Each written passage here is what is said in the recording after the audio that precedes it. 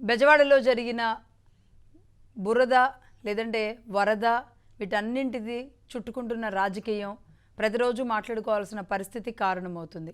మరీ ముఖ్యంగా అధికారంలో ఉన్న ఒక పార్టీ నాయకుడు ఆ గ్రౌండ్లోకి దిగి ఆ బురదలో లేదంటే వరదలో తన కార్యక్రమాలు కొనసాగిస్తుంటే ఒడ్డునున్న వాళ్ళు రాళ్ళేస్తున్నారు, సాయం చేయకపోగా వరదల్లో ఉన్న వాళ్ళ మీద రాళ్ళేస్తున్నారు అంటూ నిన్న చంద్రబాబు నాయుడు గారు మాట్లాడిన ఆ ఒక్క మాట ఒక్కసారిగా అందరినీ కదిలించేసిన పరిస్థితి కారణమైంది. అదేవిధంగా ఆయన కొన్ని అక్కడ టెక్నికల్ పరిస్థితులను కూడా చెప్పారు.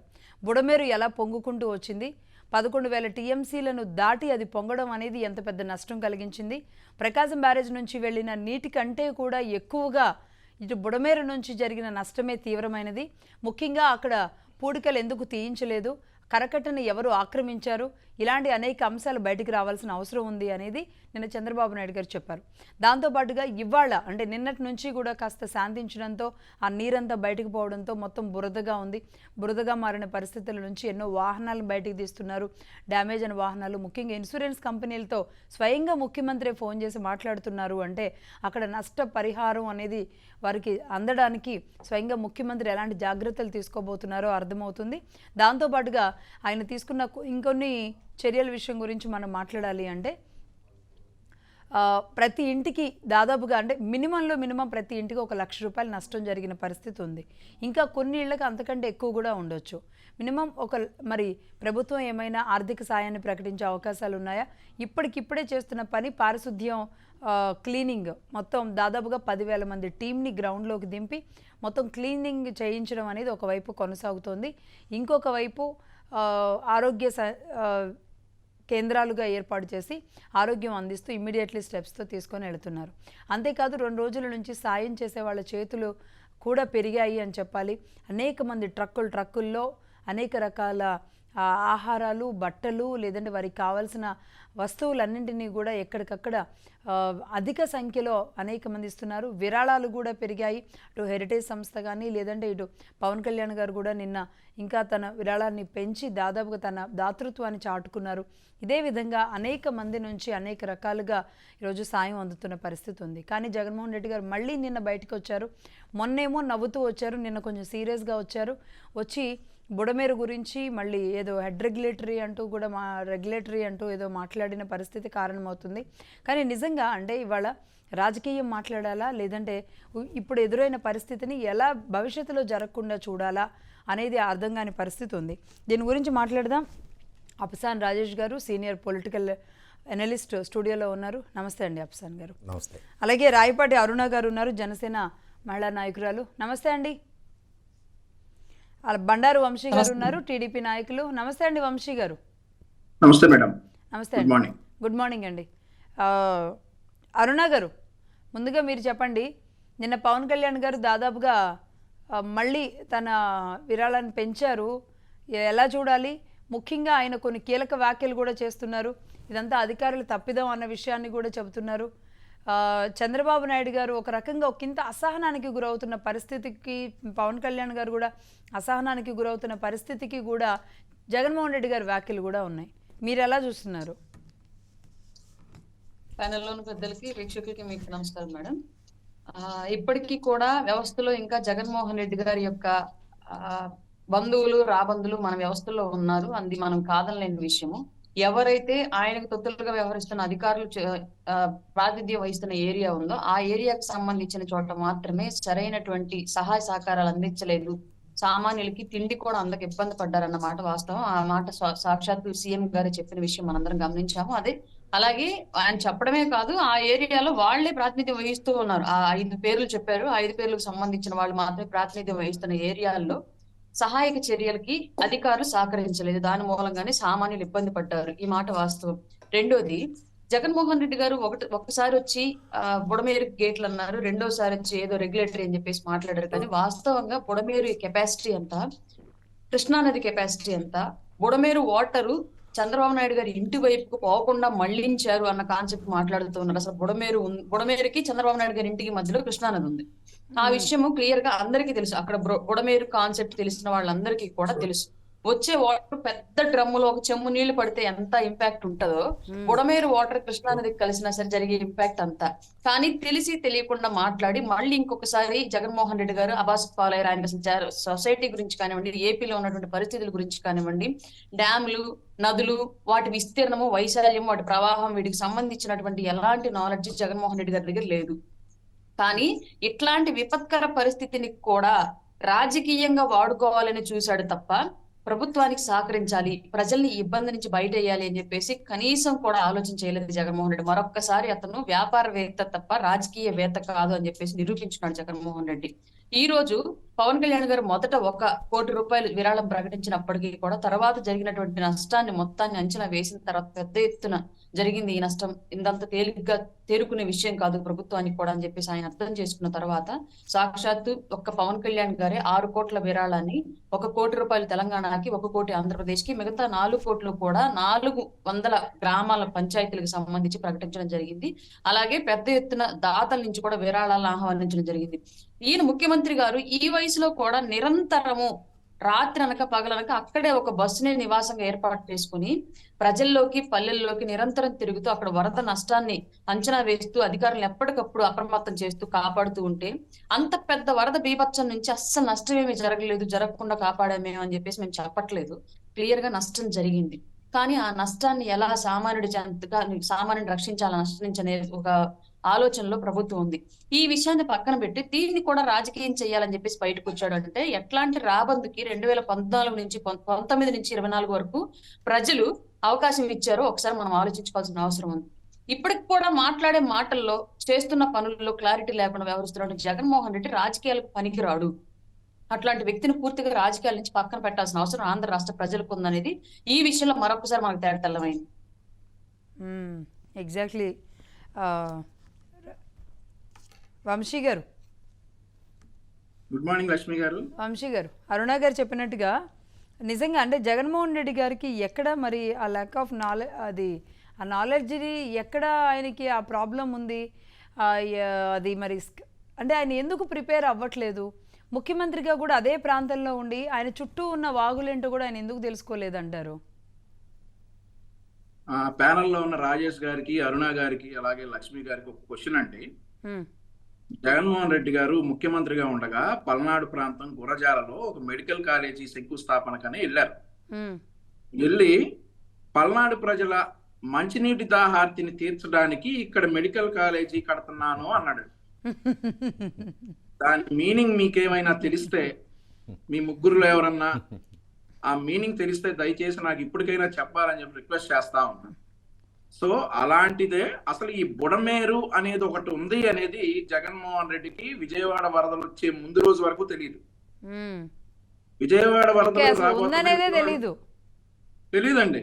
తెలిస్తే ఎందుకు మాట్లాడతారు మేడం? ఓసారి వాగ్ అంటాడు, ఓసారి నది అంటాడు, ఓసారి సముద్రం అంటాడు, అసలు తెలియదు. సరే, లాక్లు, గేట్లు, రెగ్యులేటరీ అన్నారు, నిన్నంతా బుడమేరు రెగ్యులేటరీ అన్నారు. అవును, గేట్లు ఉన్నాయి అన్నాడు. సో ఎట్లాగైతే పల్నాడు ప్రజలకు మంచినీటి దాహార్తిని తీర్చడానికి మెడికల్ కాలేజీ కడతానని అన్నాడో అలాగే ఇది కూడా. బట్ ఒకటేంటంటే నేను ఒక మాట అన్నాను, మీరు గుర్తుపెట్టుకోవాలి. ఈ విజయవాడకి వర్షాలు వచ్చే ముందు రోజు వరకు తెలియదు అని అన్నా.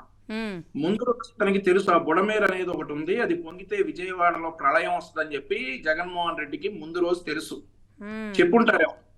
ఇతను నిన్న మొన్న first day of floods, next day ఒక 24 గంటల తర్వాత 36 గంటల తర్వాత వచ్చాడు విజయవాడకు. వచ్చేసి విజయవాడ ఈ మ్యాన్ మేడ్ ఫ్లడ్స్ అని చెప్పేసి ఆయనే ఒప్పుకున్నాడు. నేను ఏకీపిస్తాను దీంతోటి, మ్యాన్ మేడ్ ఫ్లడ్సే. ఎందుకంటే మేడం మాకు అనుమానాలు ఉన్నాయి, సొంత బాబాయిని వేసేసిన మనిషి కాబట్టి మాకు కొన్ని అనుమానాలు ఉన్నాయి. ఎందుకంటే జత్వానీ కేసును సైడ్ ట్రాక్ చేయించడానికి గుడ్లవల్లేరు ఇష్యూ తీసుకొచ్చాడు, అది అంతగా పేలలేదు. ప్రజలు, పోలీసులు అందరూ కూడా సంయమనంతో ఉండి ఆ గుడ్లవల్లేరు కేసు అనేది జస్ట్ ఈ సృష్టి అని చెప్పేసి తేల్చేశారు. ఈ కేసును సైడ్ ట్రాక్ చేయడానికి ఏదో ఒకటి చెయ్యాలని చెప్పేసి ఈ బుడమేరు అనేది పొంగితేనే ఇది ఏదైనా చేయొచ్చు అని చెప్పేసి ఈ మ్యాన్ మేడ్ జగన్మోహన్ రెడ్డి, ఈ కాన్స్పిరసీ వెనకాల ఉన్నటువంటి వ్యక్తి ఈ జగన్మోహన్ రెడ్డి ఇవన్నీ చేసి ఉంటాడని చెప్పి కూడా బాబాయిని వేసేసిన వ్యక్తి కాబట్టి ముందుగా మేడం మార్చి 15వ తారీఖు వాళ్ళ బాబాయ్ చనిపోయినప్పుడు చాలా మంది అన్నారు ఇతనే వేసేసి ఉంటాడు అని. సో మేము నమ్మలా, చచ్చా సొంత బాబాయిని ఎందుకు చంపుకుంటాడులే అని అనుకున్నాం, కానీ తేలిపోయింది. అలాగే ఈ బాబాయిని వేసేసిన వాడికి ప్రజలు ఒక లెక్క లేదు కాబట్టి ఆ విషయంలో సజ్జలను కాపాడటానికో మరి ఎవరినో కాపాడటానికో man made floods Jaganmohan Reddy సృష్టించుంటాడు ఇవన్నీ కూడా. అసలు తెలియదు మేడం ఇతనికి బుడమేరేంటి, ఆ తర్వాత కృష్ణా కెనాల్ ఏంటి, ఎన్ని వస్తాయి, పడవల్ని వదిలి మళ్ళీ పడవ డ్యామేజ్ చేయటం, ఇవన్నీ చూస్తా ఉంటే మాకు అనుమానాలు వస్తా ఉన్నాయి మేడం. మేము గతంలో మాకు చంద్రబాబు నాయుడు గారు నిద్రపోయి గట్టిగా 92 గంటలు అవుతా ఉంది మేడం. 75 సంవత్సరాల ఆయన వయసులో ఆయన పడుతున్నటువంటి కష్టాన్ని ఆంధ్రప్రదేశ్ రాష్ట్ర ప్రజలందరూ కూడా, మొన్న చూశాను నిన్న చంద్రబాబు నాయుడు గారు చెప్తున్నారు 10 రూపాయలు కూడా డొనేట్ చేశారు మేడం. 10 రూపాయలు కూడా సీఎం రిలీఫ్ ఫండ్ కి డొనేట్ చేసినటువంటి సందర్భాలు ఉన్నాయి ప్రజలు. అవును, అంత ఇదిగా ప్రజలు స్పందిస్తా ఉంటే ఇతను వచ్చేసి ఇప్పుడు ముందు అసలు విజయవాడలో వరద బురద కంటే జగన్మోహన్ రెడ్డి బెడద ఎక్కువైపోయింది ఆంధ్రప్రదేశ్ రాష్ట్ర ప్రజలకు కావచ్చు, విజయవాడ వాసులకు కావచ్చు. ఇతను రాకపోతే చర్యలు బాగా జరుగుతూ ఉంటాయి, అక్కడ సహాయక చర్యలు ముమ్మరంగా జరుగుతూ ఉంటాయి. ఖచ్చితంగా అండి. అంటే బురద జల్లడం అని అంటారు కానీ ఈ సిచ్యువేషన్లో కనీసం ఆయన ఏదో ఒక మూలన మా పార్టీ తరపు నుంచి కూడా ప్రభుత్వానికి ఒక సాయం చేస్తాము, నిలబడతాం అన్న మాట అనలేకపోయారు ఎందుకో, మొన్నొచ్చినా నిన్నొచ్చినా. 2019 నుండి చూసుకుంటా ఉంటే మేడం, నేను పీసీఆర్ కొన్ని ఫొటోస్ పంపించాను. ఎక్కడ వరద వచ్చినా కానీ చంద్రబాబు నాయుడు గారు కావచ్చు, లోకేష్ గారు కావచ్చు ఇంట్లో లేరండి. మోకాళ్ళ లోతు నీళ్లు మాకు కొత్త కాదు. నేను తూర్పుగోదావరి జిల్లాలో పర్యటించాం, అలాగే రేపల్లె సైడ్ పర్యటించాం. వరదలు వచ్చినప్పుడు ప్రతిసారి మేము ఆదుకున్నాం ప్రజలు. ముఖ్యంగా అవును, ముఖ్యంగా వంశీ గారు ఇక్కడ ఒక విషయం నేను నిన్న జగన్మోహన్ రెడ్డి గారు అన్న మాటలో గుర్తు చేస్తాను. ఆయన ఇల్లు మునిగిపోయింది కాబట్టి ఆయనకి ఉండడానికి ఎక్కడ ప్లేస్ లేదు కాబట్టి కలెక్టరేట్ ఆఫీస్లో అక్కడ కూర్చొని ఏదో పని చేస్తున్నట్టుగా హడావుడి చేస్తున్నారు అని అన్నారు కదా, దాన్ని మీరేమంటారు? చంద్రబాబు నాయుడు గారికి ఉండడానికి ప్లేస్ లేకపోవడం ఏంటి మేడం? వీళ్ళు అంటా ఉన్నారు చంద్రబాబు నాయుడు గారు ప్రాణభయంతో వచ్చాడా.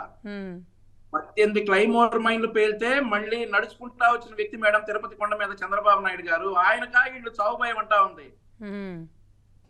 చిన్న కత్తి, అరే గులకరాయికి పారిపోయి 4 రోజులు కట్టుకుని తిరిగాడు, ఏదో కత్తి కొడిశారని చెప్పేసి అట్లా తిరిగాడు. ఆ వ్యక్తి చంద్రబాబు నాయుడు గారిని విమర్శించమా? సింపుల్ మేడం, ఈ యొక్క ఆన్సర్ చాలు కదా. కలెక్టరేట్ చంద్రబాబు నాయుడు గారు హుదుహుదప్పుడు కూడా విశాఖపట్నంలోనే ఉన్నారు, అలాగే ఉన్నారు. అవును, బస్సులో ఉన్నారు. రాజమండ్రిలో ఇట్లా వస్తే కూడా రాజమండ్రిలోనే ఉన్నారు మేడం, బస్సులోనే ఉన్నారు. ఉమ్మడి ఆంధ్రప్రదేశ్ లో ఇట్లాంటి సందర్భం వచ్చినప్పుడు కూడా. అవును, సేమ్ రిపీట్ అయింది కాబట్టి విజయవాడలో ఉన్నారు. కానీ ఆయనకేంటి మేడం భయం? ఆయన రాదలుచుకుంటే ఆంధ్రప్రదేశ్ లో ఎవరి ఇల్లు లేదు మేడం. యాక్చువల్లీ ఈ జగన్మోహన్ రెడ్డి అనే వ్యక్తిని మేము పట్టించుకోదలుచుకోలేదు. ఇంకా కేఏ పాల్ గారు మనసు దోచుకున్నారు నిన్న నిజంగా బోట్. అవును, ఆయన వచ్చేసి ఆయన వరద ప్రాంతాల్లో తిరిగి ఆయన స్థాయికి ఆయన శక్తి కొలది ఆయన ప్రజలను ఆదుకున్నాడు, పంచారు. అవును, ఎక్కడ బురద చల్లదా ప్రభుత్వం మీద. ప్రభుత్వం తన పంతాన్ని చేసుకుపోతా ఉంది, నాకు తోచిన సాయం నేను చేస్తా ఉన్నానని చెప్పేసి కేఏ పాల్ గారు అన్నారు. ఆ మాత్రం కేఏ పాల్ గారికి, ఇక కేఏ పాల్ గారినైనా మేము ప్రతిపక్ష నేతగా యాక్సెప్ట్ చేస్తాం, కానీ జగన్మోహన్ రెడ్డిని ఎలా యాక్సెప్ట్ చేస్తున్నాం పన్నీగా. రైట్ వంశీ గారు. అప్సాని గారు, నిజంగా చంద్రబాబు నాయుడు గారి అసలు ఆయన ప్రాణభయంతో అటు వెళ్ళిపోయారని ఇదంతా జగన్మోహన్ రెడ్డి గారు వచ్చి మాట్లాడుతున్న తీరు అంటే నిజంగానే అంటే అక్కడ కూడా మునిగిపోయింది, వాటర్ వచ్చింది కాబట్టి, ప్రకాశం బ్యారేజ్ పొంగింది కాబట్టి అదే పరిస్థితి వచ్చింది. కానీ దీన్ని ఈ స్థాయిలో వాడుకోవడమా? ముందుగా ప్యానల్లో ఉన్న మిత్రులు అలాగే మహాన్యూస్ వీక్షకులందరూ కూడా శుభోదయం. ఇవాళ ఉభయ తెలుగు రాష్ట్రాలకి సంభవించిన ప్రకృతి వైపరీత్యం, దానివల్ల ప్రజలకు ఎదురైన కష్టాలు, కడగండ్లు, కన్నీళ్లు, ఆస్తి నష్టం, ప్రాణ నష్టం, ఈ నేపథ్యంలో ఆంధ్రప్రదేశ్ రాష్ట్ర అంటే హోదా దక్కినా దక్కైపోయినా ఈ రోజుకి అతనే ప్రతిపక్షం. ఆ ప్రతిపక్షం వాళ్ళు వ్యవహరిస్తున్న ప్రజలు ఇళ్లలో పెరిగిపోయిన బురద కన్నా కూడా వీళ్ళు సృష్టిస్తున్న బురద రాజకీయం ఒక 2 నిమిషాలు పక్కకు పెట్టి ఈరోజు మనం ప్రస్తావించాల్సిన 2 మంచి ఇష్యూస్ ఉన్నాయి. వాటి గురించి ముందు ప్రస్తావించి తర్వాత వైసీపీ వైఖరి ప్రస్తావిస్తా. నేటి బాలలే రేపటి పౌరులు అని చెప్పని జాతి నిర్మాణ గురుతర బాధ్యతని తమ భుజస్కంధాల మీద మోసే ప్రతి గురువు గారికి ఈరోజు గురు పూజ మహోత్సవ శుభాకాంక్షలు.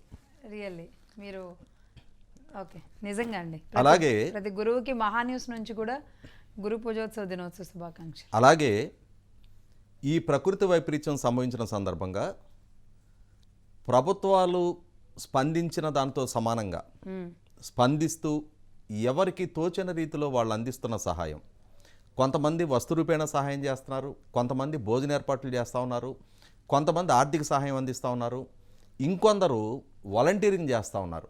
ఇవాళ అక్షయ ఫౌండేషన్లో చూస్తున్నాం మనం.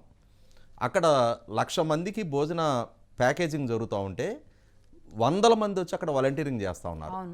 స్వచ్ఛంద సంస్థలు వందలాదిగా వాళ్ళు అంటే మహిళా కార్యకర్తలు వాళ్ళు అవును మహిళా కార్యకర్తలు వాళ్ళు స్వచ్ఛందంగా ముందుకొచ్చి ఆ ప్యాకేజింగ్ చేయడం దగ్గర నుంచి మొదలుపెట్టి వాటిని పంపిణీ వరకు, అలాగే రెస్క్యూ ఆపరేషన్స్లో కూడా చాలామంది వాలంటీరింగ్ చేస్తూ ఉన్నారు. ముఖ్యంగా తెలుగు యువత, మన వంశీ రిప్రజెంట్ చేస్తున్న తెలుగు యువత నుంచి చాలామంది వాలంటీర్లు, దాదాపుగా జనసేన పార్టీ, తెలుగు యువత, భారతీయ జనతా పార్టీ నుంచి కూడా నిన్న వాళ్ళ జెండాలు తగిలించుకొని సుజనా చౌదరి గారి నియోజకవర్గంలో వాటర్ ట్యాంకర్స్ ద్వారా మంచినీళ్ళు డిస్ట్రిబ్యూట్ చేస్తూ ఉన్నారు. ఇలా ఏదో ఒక రకమైన సహాయ సహకారాల్లో నిమగ్నమవుతున్న ప్రతి ఒక్కరికి రాష్ట్ర ప్రజానీకం తరపున మనస్ఫూర్తిగా ధన్యవాదాలు తెలియజేస్తా ఉన్నా. సొంత లాభం కొంత మానుకొని ఇవాళ ఎవరి స్థాయికి తగినట్టు, ఎవరి స్తోమతకు తగ్గట్టుగా వాళ్ళు ముందుకొచ్చి విరాళాలు అందిస్తున్న ఈ సందర్భంలో వారిని అప్రిషియేట్ చేయాల్సిన బాధ్యత పౌర సమాజంగా మనందరి మీద ఉంటుంది. ఇక ఇప్పుడు వైసీపీ సృష్టిస్తున్న బురద రాజకీయం. ఎస్, వంశీ గారిని అరుణ గారు చెప్పింది 100% అక్షర సత్యం. జగన్మోహన్ రెడ్డి గారికి అసలు ఆంధ్రప్రదేశ్ రాష్ట్ర జియోగ్రఫీ గురించి అవగాహన లేదు. అసలు ఇరిగేషన్ రంగం గురించి జగన్మోహన్ రెడ్డి గారికే కాదు, జగన్మోహన్ రెడ్డి గారి పరిపాలనా హయాంలో 5 సంవత్సరాల పాటు ఇరిగేషన్ మంత్రులుగా కొనసాగిన అనిల్ కుమార్ యాదవ్కి, క్యూసెక్కి, టీఎంస్కి మధ్య ఉన్న వ్యత్యాసం తెలీదు. అంబటి రాంబాబు గారికి కూడా డయాఫ్రమ్ వాళ్ళకి, కాపర్ డ్యామ్కి, హెడ్ వర్క్స్కి మధ్య ఉన్న వ్యత్యాసం కూడా అతనికి కూడా తెలియదు. కాకపోతే ఏంటంటే ఆంధ్రప్రదేశ్ పౌర సమాజం చేసుకున్న పొరపాటో గ్రహపాటో 5 సంవత్సరాలు వీళ్ళు పాలకులుగా ఈ రాష్ట్రాన్ని పరిపాలించిన నేపథ్యంలో ఇవాళ ఒక రకంగా తప్పని పరిస్థితుల్లోనే వీళ్ళని భరిస్తూ ఉన్నారు.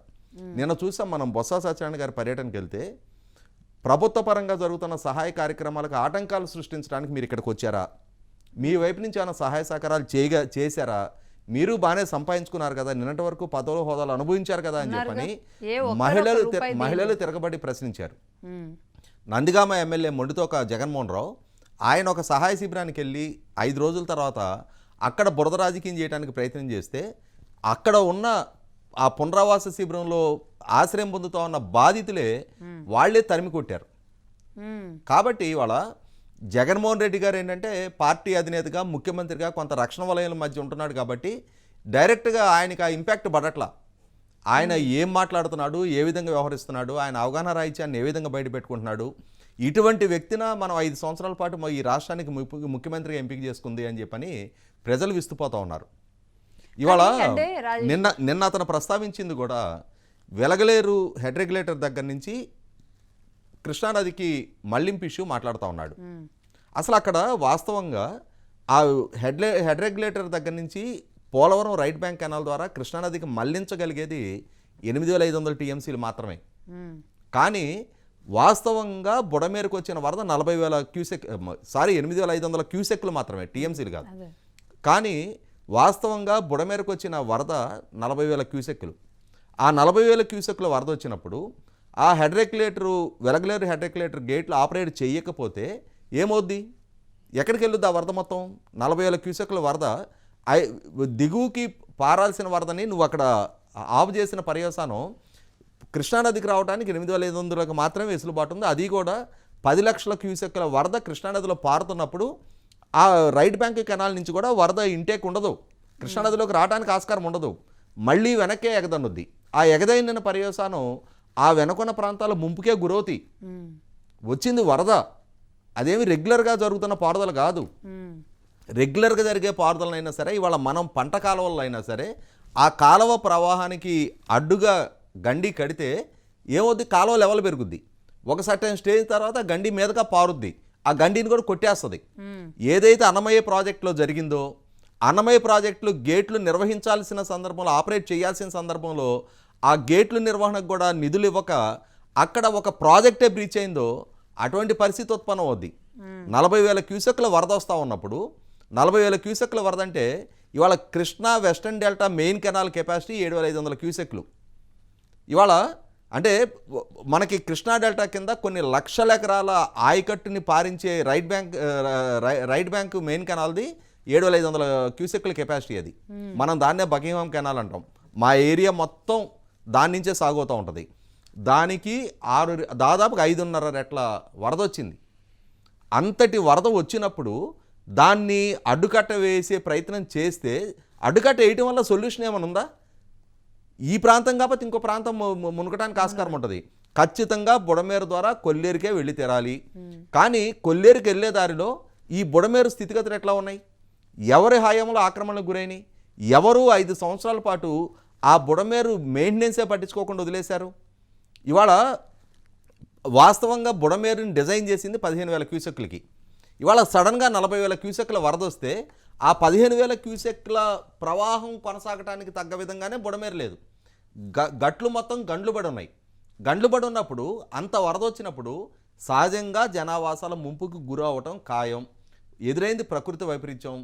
సడన్గా ఖమ్మం జిల్లాలో మీకు అంటే ఉమ్మడి ఖమ్మం, ఉమ్మడి వరంగల్, ఉమ్మడి నల్గొండ జిల్లాల్లో 42 నుంచి 52 సెంటీమీటర్ల వర్షపాతం ఆన్ యావరేజ్ నమోదయ్యినప్పుడు కృష్ణా, గుంటూరు జిల్లాల్లో 28 నుంచి 39 సెంటీమీటర్ల వర్షపాతం నమోదయ్యినప్పుడు అది కూడా ఫ్లాష్ ఫ్లడ్స్కి ఆస్కారం కలిగించే అంతటి స్థాయిలో గంటకు 6 సెంటీమీటర్ల చొప్పున వర్షపాతం నమోదయ్యినప్పుడు ఇటువంటి వరదలు సంభవించడం అనేది ప్రకృతి సహజం. ఇటువంటి పరిస్థితుల్లో దాని ద్వారా రాజకీయం చేయాలి, రాజకీయ లబ్ధి పొందాలి. ఈ రీటైనింగ్ వాళ్ళు నేనే నిర్మాణం చేశానని చెప్పని అంటే కృష్ణలంక ముంపుకు గురి కాకుండా కాపాడబడ్డ రీటైనింగ్ వాళ్ళని క్లెయిమ్ చేసుకుంటా ఉన్నాడు. వాస్తవంగా 2016 సంవత్సరంలో రీటైనింగ్ వాళ్ళ నిర్మాణం మొదలైంది. 2.8 కిలోమీటర్ల రీటైనింగ్ వాళ్ళ నిర్మాణం 2019కి ముందు చంద్రబాబు నాయుడు గారి ప్రభుత్వ హయాంలోనే పూర్తి చేశారు. ఆ పూర్తి చేసిన నిర్మాణాన్ని జగన్మోహన్ రెడ్డి గారి పాలన మొదలైన తర్వాత కొన్ని సంవత్సరాల పాటు దాన్ని నిర్లక్ష్యం చేస్తే గద్దె రామ్మోహన్ గారి ఆధ్వర్యంలో విజయవాడ తూర్పు శాసనసభ్యులు రామ్మోహన్ గారి ఆధ్వర్యంలో కృష్ణా తీరంలో ధర్నాలు జరిగిన తర్వాత విజయవాడ తూర్పు ఇన్ఛార్జిగా ఉన్న దేవినేని అవినాష్ ఈ రీటైనింగ్ వాళ్ళ నిర్మాణం కనుక పూర్తి కాకుంటే రేపు నేను నెలకెళ్ళి ఓట్లాడటానికి కూడా ఆస్కారం ఉండదు అని చెప్పని 1కి 10 సార్లు అతను అభ్యర్థించిన తర్వాత అప్పుడు మొదలుపెట్టి పూర్తి చేశారు. ఆ పూర్తి చేసింది కూడా ఇప్పటికి కూడా కనకదుర్గ వారధి దిగువన రామలింగేశ్వరపేట ఆ పరిధిలో రీటైనింగ్ వాళ్ళు హైట్ తగ్గించారు. ఎందుకు తగ్గించారు? అసలు ఎవరు ఆదేశాలతో తగ్గించారు? దాని పర్యవసానం వాళ్ళ రీటైనింగ్ వాళ్ళ నిర్మాణం జరిగినా కూడా రామలింగేశ్వరపేట మొత్తానికి నీళ్లు వచ్చినాయి కదా. అంటే ప్రభుత్వం వైపు నుంచి నిధుల వినియోగం జరిగింది, రీటైనింగ్ వాళ్ళు నిర్మాణం జరిగింది. కానీ ఆ పర్పస్ ఇవాళ సాల్వ్ అవ్వలేదు కదా, ఉపయోగపడలేదు కదా. ఇవాళ రామలింగేశ్వరపేటకు వరద వచ్చింది అని అంటే ఆ రీటైనింగ్ వాళ్ళు జరిగిన తప్పులే కారణం. సో బుడమేరు పరిస్థితి కూడా ఆనాడు పూడికలు తీయకపోవడం, ఖచ్చితంగా గండ్లు పడున్నది కళ్ళ ముందు కనిపిస్తా ఉన్నప్పుడు జూన్ 4వ తారీఖు వరకు ప్రజల నుంచి తిరస్కారానికి గురయ్యే వరకు, జూన్ 12వ తారీఖు ఎన్డీఏ కూటమి ప్రభుత్వం అధికార బాధ్యతలు చేపట్టేదాకా వీళ్ళే అధికారంలో ఉన్నారు కదా. సహజంగా ఖరీఫ్ సీజన్కి ముందు మనకి రబీ సీజన్ పూర్తయిన దగ్గర నుంచి కాలువల నిర్వహణ మొదలవుతుంది. కాలువల మెయింటెనెన్స్ అంటే పూడికి తీత కానీ, గండ్లు ఉంటే వాటిని పూడ్చడం కానీ, అట్లాగే తూటికాడ లాంటివి, గుర్రపటెక్క లాంటివి ఉంటే క్లియర్ చేసే ప్రాసెస్ అంతా కూడా ఖరీఫ్ సీజన్ బిగిన్ అయ్యేటప్పటికి సన్నద్ధం చేసుకొని ఉండాలి. ఇది ఈ రోజుతోటి ఈ ప్రాసెస్ బిగిన్ కాలేదు కదా. 1855కి ముందు సరార్దన్ కాటన్ గారు విజయవాడ ఆనకట్ట కట్టి కృష్ణా డెల్టా స్థిరీకరణ మొదలైన నాటి నుంచి ఇది అలవాటైపోయిన ప్రాసెసే కదా. 169 సంవత్సరాలుగా కృష్ణా పరివాహక ప్రాంత రైతాంగానికి, అక్కడ ఉన్న ప్రజలకి, అక్కడ ఉన్న ఇరిగేషన్ అధికారులకి ప్రతి సంవత్సరం ఏ టైంలో ఏం చేయటం అనేది ఒక ఫిక్స్డ్ షెడ్యూల్ ప్రకారం చేసే అలవాటు ఉంది. వీటిని కొనసాగించడానికే చంద్రబాబు నాయుడు గారి ప్రభుత్వ హయాంలో రైతుల భాగస్వామ్యం కూడా ఉండాలి అని చెప్పని నీటి వినియోగదారుల సంఘాలు ఏర్పాటు చేశారు. వాళ్ళ ద్వారా కాలువలు, డ్రైన్ల మెయింటెనెన్స్ బాధ్యతలు ఉండేవి. జగన్మోహన్ రెడ్డి గారి ప్రభుత్వం అధికారంలోకి వచ్చిన తర్వాత నీటి వినియోగదారుల సంఘాల ప్రస్తావన లేదు. అదే సందర్భంలో ఒక్క కాలువ కానీ, ఒక్క డ్రైన్ కానీ ఖరీఫ్ సీజన్కి ముందు పూడికి తీత కానీ, కనీసం గుర్రపు డెక్క, తూటికాడల నిర్వహణ కూడా లేకుండా పోయింది. వీటి పర్యవసానం వల్ల ఈ వర్షాలు రాగానే డ్రైన్లలో ఆ స్మూత్ ప్యాసేజ్కి ఆస్కారం ఉండదు. గుర్రపు డెక్క కమ్మేసి, తూటికాడ కమ్మేసి ఉంటే ఏ విధంగా నీళ్లు పారుదలవుతాయి? నీళ్లు వేగంగా వస్తూ ఉన్నప్పుడు, సక్రమంగా సకాలంలో అవి పారుదల కానప్పుడు డెఫినెట్గా బండ్స్ దాటిపోతాయి, వరదలే సంభవిస్తాయి, కట్టలు బ్రీచ్ అవుతాయి. దాని పర్యవసానం ఇటువంటి ప్రకృతి వైపరీత్యాలకే కారకులవుతారు. వాటిని పూర్తిగా నిర్లక్ష్యం చేసి ఇవాళ వచ్చేసి ప్రభుత్వం సక్రమంగా పనిచేయట్లేదు, ప్రభుత్వం చంద్రబాబు నాయుడు గారు Right. ఆయన ఇల్లు మునిగింది కాబట్టి వచ్చి విజయవాడలో కూర్చున్నారు. రైట్. ఇక్కడ 11,43,000 క్యూసెక్ల వరద కృష్ణానదిలో వచ్చింది. 11,43,000కి ఇంకొక 50,000 లక్ష యాడ్ అయి ఉంటే తాడేపల్లిలో కాంపౌండ్ వాళ్ళ మీద 30 అడుగుల హైట్ ఇనప గ్రిల్స్ పెట్టుకున్న జగన్మోహన్ రెడ్డి గారి ఇల్లు కూడా మునుగుద్ది. ప్రకృతి వైపరీత్యానికి ఏది అడ్డు కాదు. ఢిల్లీ మునిగింది, ముంబై మునిగింది, చెన్నై మునిగింది, బెంగళూరు మునిగింది, ఆంధ్రప్రదేశ్ రాష్ట్రంలో జగన్మోహన్ రెడ్డి గారు పుట్టిన కడప మునిగింది, కర్నూలు మునిగింది, మనం తిరుపతి మునిగింది, నెల్లూరు మునిగింది. ప్రకృతి వైపరీత్యానికి ఏదడ్డు? అవును. ఇవాళ అసలు కాదండి, 11,43,000 ప్రాజెక్టు ఎప్పుడో 1903లో 121 సంవత్సరాల క్రితం నమోదైన 11,90,000 ఇప్పటిదాకా హైయెస్ట్ ఫ్లడ్. అంటే మనకు విజయవాడ ఆనకట్ట నిర్మాణం జరిగి తర్వాత ప్రకాశం బ్యారేజ్ నిర్మాణం జరిగి ఈ ప్రవాహాల గణాంకాలు నమోదు చేయటం మొదలుపెట్టిన తర్వాత ఈ గత 160 సంవత్సరాల్లో ఇప్పటి వరకు నా హైయెస్ట్ ఫ్లడ్ 11,90,000. దాని తర్వాత 121 సంవత్సరాల తర్వాత ఇంత ఫ్లడ్ వచ్చింది. ఆ వచ్చినప్పుడు చంద్రబాబు నాయుడు గారు ఇల్లు ప్రస్తావన పదే పదే తీసుకొస్తున్నారు. అవును, రైట్ అండి. ఇప్పటి వరకు మీరు మాట్లాడింది ఏదైతే ఉందో దాన్ని ఒకసారి వీడియో జగన్మోహన్ రెడ్డి గారికి పంపిస్తే నీట్గా ఈ సబ్జెక్ట్ అనేది అర్థమవుతుంది. అరుణ గారు ఏమంటారు? నిజంగా అంటే పార్టీ నాయకులుగా ఉన్నవాళ్ళు, బాధ్యతలు తీసుకున్న వాళ్ళు, చంద్రబాబు నాయుడు గారు ఓ మాట అన్నారు, తెలియాలి అనేం లేదు కానీ కనీసం తెలుసుకొని రావాలి కదా అన్నారు. ఈ పరిస్థితికి అంటే సామాన్యంగా ఏదో పార్టీలో కార్యకర్తగానో లేదంటే ఓన్లీ ఎమ్మెల్యేగానో లేడండి. ఆయనకు తెలియాల్సిన అవసరం కూడా ఉంది. ఇప్పుడు తెలుసుకోవడం కాదు, ఒక ముఖ్యమంత్రిగా చేసిన వ్యక్తి పోలవరం ప్రాజెక్టు గురించి ఈ రాష్ట్రంలో పదే పదే చర్చలు, యుద్ధాలు జరుగుతున్న సందర్భంలో కనీసం స్టేట్ లో ఏ ప్రాజెక్టులు ఉన్నాయి, ఏ కాలువలు ఉన్నాయి, బ్లూ ప్రింట్ ఏంటి, అది ఎటు నుంచి ఎటు పారుతుంది, దానికి సంబంధించినటువంటి మరమ్మతులు ఏ విధంగా ఉన్నాయని తెలుసుకోవాల్సిన బాధ్యత ఒక ముఖ్యమంత్రికి ఉండి తీరాలి. ఆ రోజు ఆయన తెలుసుకొని ఉండాలి. లేదు అప్పుడు తెలియలేదు. అట్లీస్ట్ ప్రతిపక్షంగా ఉన్నప్పుడు చంద్రబాబు నాయుడు గారు ప్రాజెక్టుల పరిశీలించేటువంటి ఒక యాత్ర చేస్తూ ఉన్నప్పుడు ఆయన్ని కట్టడి చేశాడు పోలీసులతో. ఆయన ఎక్కడ ప్రాజెక్టులు మరమ్మతులకు సంబంధించిన వివరాలు ఏవి కూడా ప్రజలకు తెలియనీయకుండా పోలీసులను అడ్డుకట్ట వేసి చంద్రబాబు నాయుడు గారిని కూడా ఆయన ఆ పని మీద వెళ్ళింది చేశారు. అప్పుడైనా సరే చంద్రబాబు నాయుడు ప్రతిపక్ష నేత, అతను ఏదో ప్రాజెక్టులు విజిట్ చేస్తున్నాడు, నిజంగానే ప్రాజెక్టులు మనం సవ్యంగా నిర్వర్తిస్తున్నామా లేదా, వాటికి సంబంధించిన మరమ్మతులు పూర్తిగా బాగున్నాయా లేదా, మనం ఏదైనా ఆల్రెడీ చెయ్యాలా, ఆల్రెడీ అనవయ డ్యామ్ ఒకటి కూలిపోయింది, పెద్ద ఎత్తున ప్రాణ నష్టం, ఆస్తి నష్టం జరిగింది, ఇప్పటికి కూడా మనం వాళ్ళకి నష్టపరిహారం ఇవ్వలేకపోయాము, అట్లాగా రాష్ట్రంలో ఇంకేమైనా డ్యామ్ ఉందా, ఇంకేదైనా కాలువలు అట్లాంటి మరమ్మతులకు అవసరం ఉన్నటువంటి పరిస్థితి ఉందా అని ఒక ముఖ్యమంత్రి హోదాలో ఆయన తెలుసుకోవాల్సిన అవసరం ఆయనకు ఉంది. ఆ రోజు ఆ పని పూర్తిగా చేయాలి. ఆయన తెలుసుకున్నదల్లా ఇసుక మేటలు ఎక్కడున్నాయి, మనం ఎక్కడ తవ్వుకోవచ్చు, ఎర్రమట్టి దెబ్బలు ఎక్కడున్నాయి, ఎర్రచందనం అడవులు ఎక్కడున్నాయి, వీటికి సంబంధించి మనం ఏ విధంగా పక్క దేశాలకు పక్క రాష్ట్రాలకు తరలించాలనే దాని మీద పూర్తిగా శ్రద్ధ పెట్టాడు తప్ప రాష్ట్ర ప్రజలకు అవసరమైంది లేదా తేడా వస్తే రాష్ట్ర ప్రజల ప్రాణాలు తీసే అంశాల మీద ఎక్కడా కూడా జగన్మోహన్ రెడ్డి గారు దృష్టి పెట్టలేదు. పైగా ఆ విషయాన్ని బయట పెట్టడానికి ప్రయత్నించేటటువంటి చంద్రబాబు నాయుడు గారిని కూడా ఆపి పోలీసులతో అరెస్టులు చేయించే ప్రయత్నాలు చేశాడు. కేవలం అతని స్వార్థం కోసం మాత్రమే రాజకీయాలు చేస్తున్నాడు తప్ప ప్రజల కోసమో రాష్ట్రం కోసమో కాదు. అది మళ్ళీ ఇంకొకసారి ఇవాళ ప్రతిపక్ష హోదా కూడా ఇవ్వకుండా ప్రజలు బుద్ధి చెప్పినప్పుడు విపక్షంలో స్థిరపడినప్పటికీ కూడా ఇప్పుడు కూడా అతను చేసిన తప్పేంటి, తెలుసుకోవాల్సిన అంశాలు ఏంటి, మీడియా ముందుకు వస్తే మాట్లాడాల్సిన అవసరం ఏంటి, ఏం మాట్లాడాలనేటువంటి కనీసపు అవగాహన కూడా లేకుండా సేమ్ స్క్రిప్ట్ పేపర్, ఆ రోజు పబ్లిక్ సభల్లో ఎలా అయితే ఒక పేపర్ పెట్టుకుని దానిలో ఏముంటది చదివాడు, బూతులు ఉంటే బూతులు, మంత్రాలు ఉంటే మంత్రాలు చదివాడు, ఇవాళ కూడా మీడియా ముందుకు వచ్చి సేమ్ స్క్రిప్ట్. ఇప్పుడు కనీసం ఇప్పుడన్నా జగన్మోహన్ రెడ్డి గారిని సలహా ఇస్తున్నాను, ఒక సాటి ఆంధ్రప్రదేశ్ ఓటర్ గా స్క్రిప్ట్ రాస్తున్నటువంటి ఆ సలహాదారుడు ఎవరు, అతన్ని మార్చండి. ఇప్పుడైనా సరే ఓటమికి కారణం అతనే అయ్యాడు, మళ్ళీ ఇప్పుడు మిమ్మల్ని కనీసం నాయకుడు కూడా నిలబెట్టే పరిస్థితి లేదు, అందువల్ల ఆ స్క్రిప్ట్ సలహాదారుని ఎవరన్నా మార్చండి ఇప్పటికైనా, లేదా రాజకీయాలు వదిలేసి ప్రశాంతంగా వ్యాపారం చేసుకోండి. మీ రాజకీయాలు ఈ ఆంధ్ర రాష్ట్ర ప్రజలకు అక్కర్లేదు. మీరు పదే వరదల్లో ఉన్న ప్రజల దగ్గరకు వచ్చి బురద వేసి వెళ్తా ఉంటే మీ బురద కడుక్కోవడానికి మాకు టైం సరిపోతుంది, ప్రజల నుంచి వరద నుంచి కాపాడటానికి మాకు టైం సరిపోవట్లేదు. మీ రాజకీయాలు ఈ రాష్ట్రానికి అక్కర్లేదు. నిజంగా అంటే ఇక్కడ జగన్మోహన్ రెడ్డి గారి వ్యవహార శైలిని ఇప్పుడు మొన్నంతా అక్కడ వాళ్ళందరినీ ముద్దాడుతూ మొన్నంతా నవ్వుకుంటూ వెళ్ళారు. అంటే బాగా నీళ్లు ఉన్నప్పుడు నవ్వుతూ వెళ్ళారు, నిన్న నీళ్లు లేవు, సీరియస్గానే వెళ్ళారు. అయితే అక్కడ ఉన్న వాళ్ళని ముద్దాడడం, మరి ఆ జనాలని అంటే ఒక నాయకుడికి నాలెడ్జ్ అవసరము, నాలెడ్జ్ లేకపోతే, రాష్ట్రం గురించి అవగాహన లేకపోతే అసలు జియోగ్రఫికల్ ఐడియా కూడా లేదు స్టేట్ పట్ల అని అప్సాన్ గారు అంటున్నట్టుగా, లేకపోతే అది చాలా పెను ప్రమాదం అని ప్రజలైనా అర్థం చేసుకునే పరిస్థితి ఉందా అరుణ గారు? అంటే ఈ రాజకీయాల్లో ఈ మైండ్ గేమ్లో పడిపోతున్నారు కానీ అది అది ఎట్లా, అది అసలు ఈయనకి కనీస నాలెడ్జ్ లేదన్న విషయం కూడా అక్కడ ఉన్న ప్రజలకు అర్థం కావట్లేదా?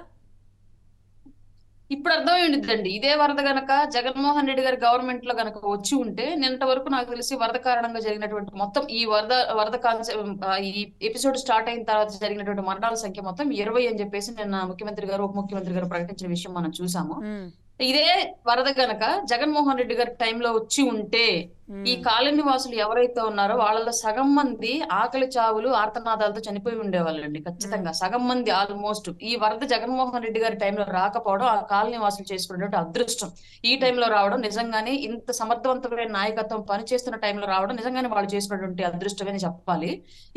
అప్పుడు గనక వచ్చి ఉంటే సగం మందికి కనుమరుగైపోయిన వాళ్ళు. నాకు తెలిసి నిన్న జగన్మోహన్ రెడ్డి గారి ఫ్రస్ట్రేషన్ కారణం కూడా సంఖ్య అయితే చెప్పారు ఎంతమంది చనిపోయారని చెప్పేసి, మా ఛానల్ కెమెరా కానీ మా కంటికి కానీ ఒక శవం కూడా దొరకలేదన్న ఫ్రస్ట్రేషన్ తో వచ్చినట్టున్నాను. నాకు తెలిసి ఆయన ఖచ్చితంగా నేను ఒకటే చెప్తాను, అక్కడ ఉన్న కాలనీ వాసులకు కూడా ఆ సాక్షి రిపోర్టర్లకి లేదంటే వైసీపీ కార్యకర్తలకి కొంచెం దూరంగా ఉండండి. లేదంటే ఇప్పుడు వాళ్ళకి శవం దొరకలేదు, మిమ్మల్ని కనీసం ఆ వరదలో నెట్టైనా సరే మిమ్మల్ని చూపించి దాన్ని కూడా రాజకీయంగా వాడుకుని క్యాష్ చేసుకునే పరిస్థితి అయితే వైసీపీ నాయకుల దగ్గర ఉంది. కాబట్టి వైసీపీ నాయకులకి వాళ్ళ యొక్క పార్టీ ఛానళ్ల కెమెరాలకి దూరంగా ఉండండి వరద బాధితులంతా కూడా నేను ఒక సలహా ఇస్తున్నాను.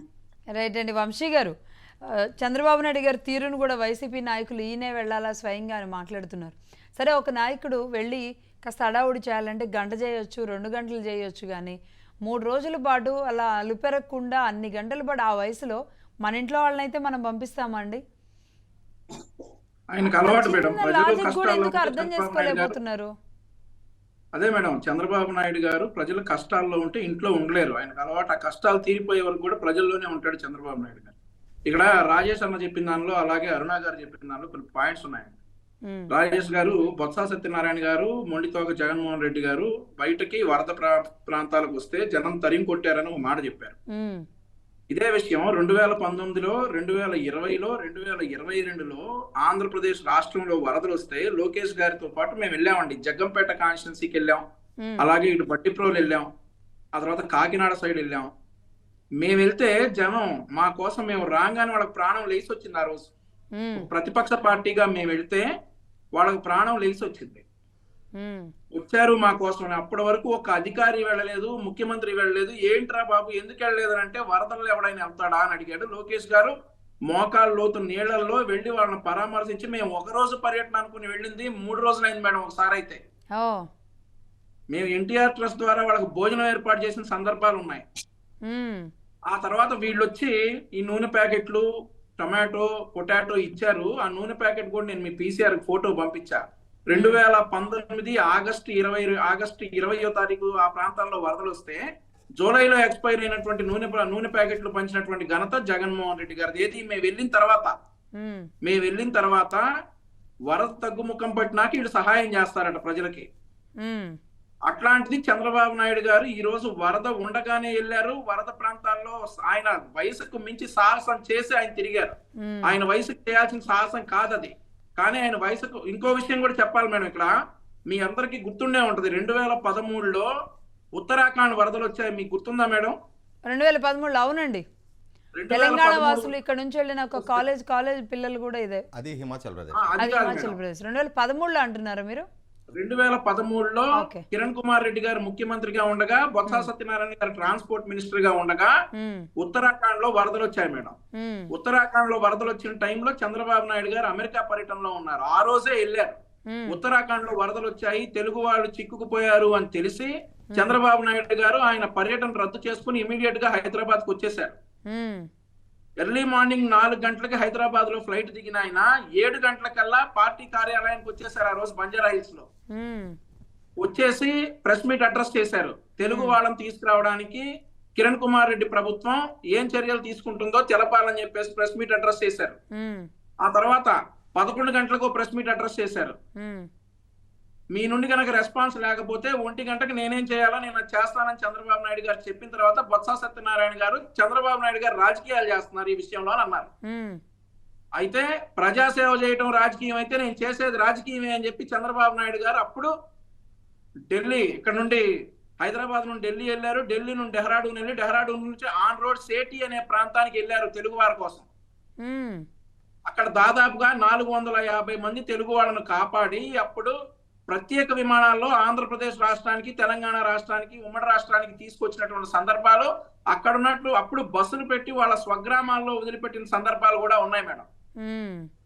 అయితే ఇదంతా రాజకీయం కోసం చేశారు చంద్రబాబు నాయుడు గారు అని చెప్పేసి అప్పుడు కాంగ్రెస్ నాయకులు విమర్శిస్తే చంద్రబాబు నాయుడు గారు ఒక మాట అన్నారు, భవిష్యత్తులో కానీ ఎక్కడా కూడా నేను ఉత్తరాఖండ్ వెళ్ళి తెలుగు ప్రజలను కాపాడుకొచ్చాను అనేటటువంటి సందర్భాన్ని ఎక్కడా ప్రస్తావించను అన్నారు. మ్మ్. ఆయన అన్నదాని ప్రకారం ఎప్పుడైనా మీరు చంద్రబాబు నాయుడు గారి ప్రసంగాల్లో కానీ ఎక్కడన్నా విన్నారా ఉత్తరాఖండ్ వరదలు నేను వెళ్ళి తీసుకొచ్చాను అనే మాట? అనలేదు. అలాగే ప్రజల కష్టాల్లో ఉంటే చంద్రబాబు నాయుడు గారు ఇంట్లో ఉండరు. అలాగే రాజమండ్రిలో, అలాగే విశాఖపట్నంలో నేను ఇందాక చెప్పాను మీకు. ఇప్పుడు మా దగ్గర ఇంకో బిగ్ ఛాలెంజ్ కూడా ఉంది మేడం. అరుణ గారు అన్నట్లు ఇందాక ఈ వైసీపీ నాయకులు శవం దొరకపోతే మిమ్మల్ని వేసేస్తారని చెప్పి అన్నారు. ఇప్పుడు చంద్రబాబు నాయుడు గారికి ఉన్నటువంటి బిగ్గెస్ట్ ఛాలెంజ్ ఏంటంటే మేము భోజనం సప్లై చేస్తామని చెప్పేసి ఎవరెవరో వస్తా ఉన్నారు. మరి వైఎస్ఆర్ కాంగ్రెస్ పార్టీ నుండి మేము భోజనాలు తీసుకొస్తా ఉన్నాం అని చెప్పేసి ఆ భోజనాలన్నీ కూడా ఫర్ గాడ్ సేక్ అనకూడదు, కానీ గతంలో ఉన్నటువంటి పరిస్థితుల దృష్ట్యా అనాల్సి వస్తా ఉంది. ఆ భోజనాలన్నింటినీ కూడా టెస్ట్ చేసి బాధితులకు ఇవ్వాల్సినటువంటి అవసరం ప్రభుత్వానికి ఉంది. వీళ్ళు ఎంతకైనా తెగిస్తారు వీళ్ళకి శవం దొరకపోతే. నిన్న బొత్స సత్యనారాయణ గారు వస్తే తరిమారు, మొండితోగ జగన్మోహన్ రావు గారు వస్తే తరిమారు, చోటా మోటా వైసీపీ లీడర్లను తరిమారు. అదే మాదిరిగా ఈ రోజు జగన్మోహన్ రెడ్డి గారు వచ్చినా గానీ ప్రజలు తరిమే స్థితికి జగన్మోహన్ రెడ్డి గారు ఈ రోజు దిగజారారు. నాకు తెలిసి వాళ్ళైతే ఆయన రాడు ఇంకా వరద ప్రభావిత ప్రాంతాల్లో పర్యటిస్తాను, ప్రజలను ఆదుకుంటాననే మాట వాళ్ళు ఎత్తడు. ఎందుకంటే వాళ్ళ పార్టీ నాయకులను ఎలా తరుగుతున్నారో వాళ్ళ దగ్గర రిపోర్ట్ ఉంది, క్లియర్ రిపోర్ట్. మీకు ఇక్కడ ఇంకో విషయం కూడా ప్రస్తావించాలి మేడం. 2021లో వేలేరుపాడు ప్రాంతంలో పశ్చిమ గోదావరి జిల్లాలో వరద వస్తే చంద్రబాబు నాయుడు గారు వెళ్ళారు. వెళ్ళినప్పుడు వరద వచ్చింది, మాకు సహాయ సహకారం ఏమి అందలేదని చెప్పి ఒక మహిళ ఆయనతోటి ఆవిడ బాధ వెళ్ళబుచ్చుకుంది. అయితే ఆ మహిళ పునరావాస కేంద్రాలకు వెళ్తే ఆమెను తరిమి కొట్టారు, నీకు ఇక్కడ స్థానం లేదు అని. ఎందుకు? చంద్రబాబు నాయుడు గారి దగ్గర ఆవిడ బాధ చెప్పుకుందని. ఇక్కడ చంద్రబాబు నాయుడు గారు నిన్న ఒక మాట అన్నారు, ప్రజలు చాలా అసహనంతో ఉన్నారు, వాళ్ళకి భోజనం లేదు, నిద్ర లేదు, ఇల్లు లేదు, కట్టుకున్న బట్టలతో ఉన్నారు. వాళ్ళు మనల్ని ఎన్ని మాటలు అన్నా గానీ మనం పడాలి గాని ప్రజల్ని ఏమి అనొద్దు అని చంద్రబాబు నాయుడు గారు ఒక మాట అంటున్నారు. అది చంద్రబాబు నాయుడు గారికి ప్రజల మీద ఉన్నటువంటి కమిట్మెంట్. జగన్మోహన్ రెడ్డి ఆవిడ ఒక బాధ వెళ్ళబోస్తుందని చెప్పేసి ఆవిడ పునరావాస కేంద్రం నుంచి తరివేశాడు మేడం. చరిత్రలో ఉన్నాయి, రికార్డ్స్ ఉన్నాయి, చూసుకోవచ్చు. మేము చెప్పే అబద్ధాలు కాదు. రైట్. అలాగే ఇప్పుడే ఒక బ్రేకింగ్ న్యూస్ చూస్తున్నాం అండి. ఉదయాన్నే నందిగం సురేష్ గారిని అరెస్ట్ చేశారు, మాజీ ఎంపీ. ఆయన టీడీపీ ఆఫీస్ని దాంట్లో ఏమంటారండి, దాడి చేసిన కేసులో ఇప్పుడు జోగి రమేష్ గారు అరెస్ట్ కూడా మరి మేబీ ఇవాళ రేపో ఉండే అవకాశాలు కనబడుతున్నట్టున్నాయి. సో మొత్తంగా ఈ దారుణం అంటే ఒక ప్రభుత్వం అధికారంలోకి వచ్చిన తర్వాత ఒక పార్టీ డైరెక్ట్ కార్యాలయం మీదకి, ప్రధాన కార్యాలయం మీదకి వెళ్ళి దాడి చేయడం. జనసేన ఆఫీసులను కూడా అండి, శ్రీకాకుళంలో వేరే చోట్ల 2-3 జనసేన ఆఫీసులను కూడా ధ్వంసం చేసిన పరిస్థితి. 2021 అక్టోబర్ 19 తెలుగుదేశం పార్టీ కేంద్ర కార్యాలయం మీద జగన్మోహన్ రెడ్డి గారి ప్రభుత్వ హయాంలో జగన్మోహన్ రెడ్డి గారి ద్వారా ప్రేరేపించబడి వందలాది మంది వైసీపీ నాయకుల ఆధ్వర్యంలో దాడికి పాల్పడ్డారు. ఇది 2024 సెప్టెంబర్లో ఉన్నాం మనం. అంటే దాదాపుగా 3 సంవత్సరాల పాటు వాళ్ళకి అధికారం ఉంది, వ్యవస్థలు వాళ్ళ చేతిలో ఉన్నాయి, పోలీసులు వాళ్ళ చేతిలో ఉన్నారు. కాబట్టి అంతటి దారుణ సంఘటన జరిగితే ఆంధ్రప్రదేశ్ రాష్ట్ర పోలీస్ ప్రధాన కార్యాలయం నుంచి కోతవేడి దూరంలో తెలుగుదేశం పార్టీ కేంద్ర కార్యాలయం ఉంటుంది. కనీసం ఇంత సంఘటన జరుగుతూ ఉంటే ఆంధ్రప్రదేశ్ పోలీసుల వైపు నుంచి సహాయ నిరాకరణ ఎదురవుతున్న నేపథ్యంలో చంద్రబాబు నాయుడు గారు కేంద్ర హోంశాఖ మంత్రి అమిత్ షా గారికి ఫోన్ చేయాల్సిన పరిస్థితులు చూసాం ఆ రోజు మనం. కానీ ఆంధ్రప్రదేశ్ పోలీసులు, వైసీపీ కార్యకర్తలు వాళ్ళిద్దరి మధ్య అసలు తేడా లేకుండా, ఎవరు పోలీసు ఎవరు కార్యకర్త అనే అంతరం లేకుండా గత 5 సంవత్సరాల పాటు ఆ రాష్ట్రంలో కొనసాగిన నేపథ్యంలోనే ఇప్పటి వరకు ఆ కేసుకు సంబంధించి అరెస్టులు జరగలేదు, అసలు చర్యలే లేవు, సరైన సెక్షన్స్ కూడా ఫ్రేమ్ చేయలేదు. వాస్తవంగా డీజీపీ గారు అప్పుడు అంటే ఇప్పటికీ కూడా దాని మీద ఫ్రేమ్ అయిన ఛార్జెస్ చాలా తక్కువని నేను భావిస్తా ఉన్నా. ఎందుకు అనంటే ఇక్కడ వైసీపీ అనేది ఒక రాజకీయ పార్టీ, తెలుగుదేశం పార్టీ ఇంకొక రాజకీయ పార్టీ, రెండు రాష్ట్రంలో అధికార ప్రతిపక్ష బాధ్యతలు నిర్వహిస్తూ ఉన్నాయి. 2014 నుంచి 19 వరకు తెలుగుదేశం పార్టీ అధికార పార్టీ, వైసీపీ ప్రధాన ప్రతిపక్ష పార్టీ. 2019 నుంచి 24 వరకు వైసీపీ అధికార పార్టీ, తెలుగుదేశం పార్టీ ప్రధాన ప్రతిపక్ష పార్టీ.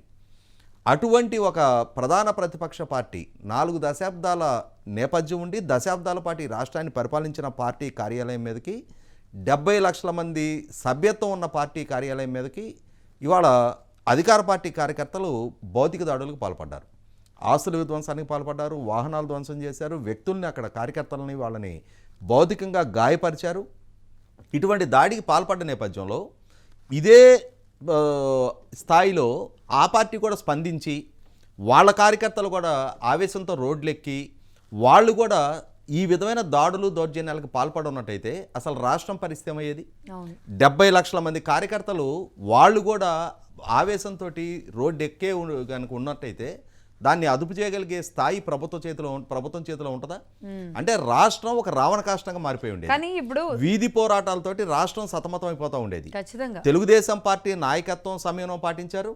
తెలుగుదేశం శ్రేణులు కూడా నాయకత్వాన్ని అనుసరించి వాళ్ళు కూడా సమయం పాటించబట్టి రాష్ట్రం అశాంతితో రగలేదు. కానీ ఎలా అండి అంటే ఒక రౌడీలాగా లోపలికి వచ్చేసి రౌడీ లాగా కాదు, ఆ అడుగుపెట్టిన ప్రతి ఒక్కడు రౌడీనే. ఎంపిక చేసుకున్న బృందాలతోటి విజయవాడ నుంచి, గుంటూరు నుంచి, అట్లాగే ఇవాళ నందిగం సురేష్ ఆధ్వర్యంలో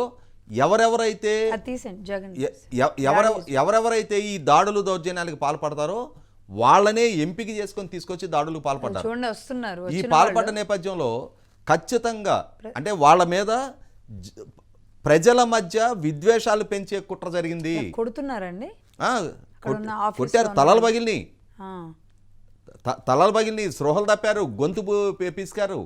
వెహికల్స్ మేడం అక్కడ నేను ఆ రోజు అక్కడ ఐ విట్నెస్. ఓ మీరు ఉన్నారా వంశీ గారు? నేను అక్కడే ఉన్నానండి. ఆ పగిలిపోయిన 6 కారుల్లో నా కారు ఒకటి. నందిగం సురేష్ గారు నందిగం సురేష్ వాళ్ళు కార్యాలయంలోకి రాలా, వాళ్ళు బయట కార్లో కూర్చున్నారు. అవినాష్, కలసల రఘురాము, అవినాష్ ని చూశాను మేడం. ఎవరినండి? నందిగం సురేష్ ని, దేవినేని అవినాష్ ని నేను చూశాను ఆ రోజు. చూడండి ఎలా పగలు కొడుతున్నారు ఒక్కొక్క గ్లాస్ ఆ రోజు. ఈ సంఘటన జరిగిన తర్వాత కొన్నాళ్ళకి వంశీ మీద 2 సార్లు భౌతిక దాడులు జరిగినాయి. తన మీద 2 సార్లు భౌతిక దాడి జరిగింది. ఈ సంఘటనకి ఒకరోజు ముందు అక్టోబర్ 18 నేను, వంశీ, పట్టాభి మేము కలిసి లంచ్ చేసాం. ఒకరోజు ముందే 19th ఇన్సిడెంట్ జరిగింది. 18th రోజు మేము లంచ్ చేసాం కలిసి. వంశీ గారు ఏం జరిగింది ఆ రోజు? ఇన్ని రోజుల పాటు కనీసం దేవినేని అవినాష్ గారిని ఒక మాట చెప్పి ముగిస్తాను నేను. ఇటువంటి నేపథ్యంలో ఇప్పటికైనా సరే పోలీసులు వీళ్ళు పాల్పడ్డ ఈ చర్యకి అది హత్యాయత్నం, కార్యాలయం మీద దాడి, ఆస్తుల విధ్వంసానికి పరిమితం కాకుండా సమూహాల మధ్య ఘర్షణకి కుట్ర కారకులయ్యారు. రాష్ట్రంలో శాంతి భద్రతల విఘాతానికి, రాజద్రోహానికి పాల్పడ్డ కేసులు నమోదు చేయాలి వాళ్ళ మీద. రైట్ వంశీ గారు చెప్పండి, ఆ విజువల్స్ ప్లే అవుతున్నాయి చూస్తుంటే అసలు ఆ ప్లేస్లో ఉన్నవాళ్ళు, వచ్చిన వాళ్ళు అసలు ఎదురు వాళ్ళు ఉగ్రవాదుల్లాగా కనబడుతున్నారు. ఎదుటి వచ్చిన వాళ్ళని చంపేయడానికి వీళ్ళు రౌడీలా, వైసీపీ నాయకులా, ఆ పంపిన వాళ్ళు మరి వీళ్ళకి ఏమి ఇచ్చి ఉంటారు? ఏం జరిగిందండి ఆ రోజు? ఆ విజువల్స్ ఒకసారి పెద్ద బాక్స్లో ప్లే చేయండి. దీనిలో ప్రధాన పాత్ర సజ్జల మేడం. ఎక్కడ నేను పబ్లిక్ లో ఈ విషయం చెప్పలేదు, కానీ ఈ రోజు నాకు వైసీపీ నుండి స్నేహితులు ఉన్నారు కొంతమంది. వాళ్ళు ఇప్పుడు తెలుగుదేశం పార్టీలో ఉన్నారు, పేర్లు చెప్పగానే వాడు చెప్పిన విషయాలను బట్టి చెప్తే, దేవినేని అవినాష్ మా పార్టీలో ఉన్నప్పుడు మేడం అతను వస్తుంటే లేచి నుంచి రెస్పెక్ట్ ఇచ్చేవాళ్ళం మేమందరం కూడా. మా తెలుగు యువత అధ్యక్షుడిగా అతనికి మేము రెస్పెక్ట్ ఇచ్చేవాళ్ళం. అలాగే ఒక నియోజకవర్గ ఇన్ఛార్జ్ గా మేము అతనికి రెస్పెక్ట్ ఇచ్చేవాళ్ళం. అయితే ఎప్పుడైతే మా పార్టీని విమర్శించేసి అతను వైఎస్ఆర్ కాంగ్రెస్ పార్టీలోకి వెళ్ళాడో, వైఎస్ఆర్ కాంగ్రెస్ పార్టీకి ఉన్నటువంటి వాచ్మెన్ కూడా ఇతన్ని చూసి రెస్పెక్ట్ ఇవ్వకపోవడం, ఇతన్ని ఏకవచనంతో పిలవకపోవడంతో ఇతను తీవ్రంగా కృంగిపోతే సజ్జల ఇతన్ని పిలిచి, నువ్వు మా పార్టీలో పేరు తెచ్చుకోవాలి అని అంటే మేము చెప్పింది చేయని చెప్పేసి ఉసిగొలిపి ఇతన్ని బఫూన్ని చేసి ఇతను తెలుగుదేశం పార్టీ కేంద్ర కార్యాలయం మీదకి ఇతను పంపారు. ఇతను మరి ఆ పార్టీలో ఉనికి కోసమో లేదంటే విజయవాడలో అణిచిపోతున్నటువంటి రౌడీజాన్ని మళ్ళీ నిద్ర లేపాలనో ఇతను చేసినటువంటి దారుణం ఈ రోజు మెడకు చిక్కుంది. ఈ రోజు ఎవడు కూడా కాపాడలేడు. ఆ రోజు 5:10 వచ్చారు మేడం. 5:10 ఎందుకు వచ్చారంటే ముందు రోజు మాస్కులు పెట్టుకొని కర్చీఫ్లు కట్టుకొని ఉన్నారు. మొన్న పల్నాడులో ఎలా అయితే ఆ గ్యాంగ్ అండి, అది ఏమన్నా ఒక గ్యాంగ్ పనిచేస్తూ ఉంటుందా రాష్ట్రంలో అన్ని మొత్తం అండి? చోట్ల? నందిగం ఒకే సురేష్ గ్యాంగా మనుషులు లేకపోతే కావచ్చు, రకరకాల గ్యాంగ్స్? దేవినేని అవినాష్ మనుషులు, నందిగం సురేష్ మనుషులు, లేళ్ల అప్పిరెడ్డి మనుషులు, ఇలా ఎవరికి తోచిన వాళ్ళని తీసుకుని వచ్చేసి గాంజా, మద్యం, బీరు మొత్తం అన్ని ఇక నానా జాతి సమితి మొత్తం వచ్చేసి చేసినటువంటి దాడి అదంతా కూడా. మేము అక్కడే ఉన్నాం ఆ రోజు. మా నెట్వర్క్ ఆపరేటర్ బద్రి మీద దాడి చేశారు, తల పగలగొట్టారు. మా పార్టీ ఆఫీస్ ఎంప్లాయీ అనిల్ ని చెయ్యర కొట్టారు, విద్యాసాగర్ ని కొట్టారు, అలాగే మా నాయకుడు దొరబాబు గారిని కొట్టారు. అక్కడ మీరు ఇంకో విషయం ఏంటంటే మేడం, పోలీసులు దగ్గరుండి పంపించారు ఆ రోజు వీళ్ళని. ఉన్నారా పోలీసులు? ఒక ఏసీపీ డిఎస్పీ స్థాయి అధికారి అక్కడికి వచ్చేసి దగ్గరుండి కార్లు ఎక్కించి పంపించిన విషయాలు కూడా, విజువల్స్ కూడా సీసీటీవీలో రికార్డ్ అయి ఉన్నాయి మేడం. ఈ విషయంలో అప్పటి డీసీపీని కూడా అరెస్ట్ చేయాలి. ఈ ఇన్సిడెంట్ జరిగినాక వెళ్ళిపోండి అని చెప్పని పోలీసులు వాళ్ళకి సేఫ్ ప్యాసేజ్ ఇచ్చింది కూడా సీసీ కెమెరాలో ఫుటేజ్ ఉంది. అవునండి. జస్ట్ ఆ సీసీ కెమెరాలే ఈరోజు వాళ్ళని పట్టించినాయండి. అది ఎంత దారుణంగా ఆ ప్లేస్లో ఎవరున్నా ఎంత భయపడి చచ్చిపోతారు అసలు. అరుణ గారు, ఆ విజువల్ స్క్రీన్ మీద కూడా ప్లే అవుతున్నాయి. గేట్లు పగలగొట్టి లోపలికి వచ్చి అద్దాలు పగలగొట్టి ఎదురొచ్చిన వాళ్ళని కొట్టుకుంటా, పెద్ద పెద్ద ఇనప రాడ్లు అండి అవేంటి, అది గుణపాలు అనుకుంటా, అవన్నీ ఐరన్వి. అంటే నరమేధం చేయడానికి వచ్చారా?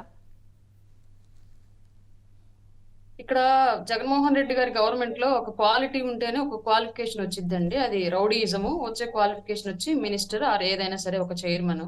దాంట్లో భాగంగానే దేవినేని అవినాష్ కి ఒక గుర్తింపు దక్కాలనేటువంటి ఆతృతతో చేసినటువంటి విధానం అదే. అలాగే నందిగం సురేష్ కి అప్పట్లో ఇసుక పంపకాల విషయంలో జరుగుతున్నటువంటి ఒక డిస్కషన్, వైసీపీ ఇద్దరు నాయకుల మధ్య జరుగుతున్నటువంటి ఒక ఆధిపత్య పోరులో నందిగం సురేష్ కి ఆధిపత్యం దక్కాలి అనేటువంటి ఒక దురుద్దేశంతో అతను చేసినటువంటి పని కూడా ఇది. వీళ్ళిద్దరు ప్రధాన హస్తంగా ఉంది నాకు తెలిసి. బ్యాక్ ఎండ్ లో ఎవరున్నారనేది నాకు అంతగా తెలియదు కాబట్టి ఫ్రంట్ ఎండ్ లో ఉండడానికి కారణాలుగా ఉన్నటువంటి రెండు వ్యక్తులు, ఒకటి దేవినేని అవినాష్, నందిగం సురేష్.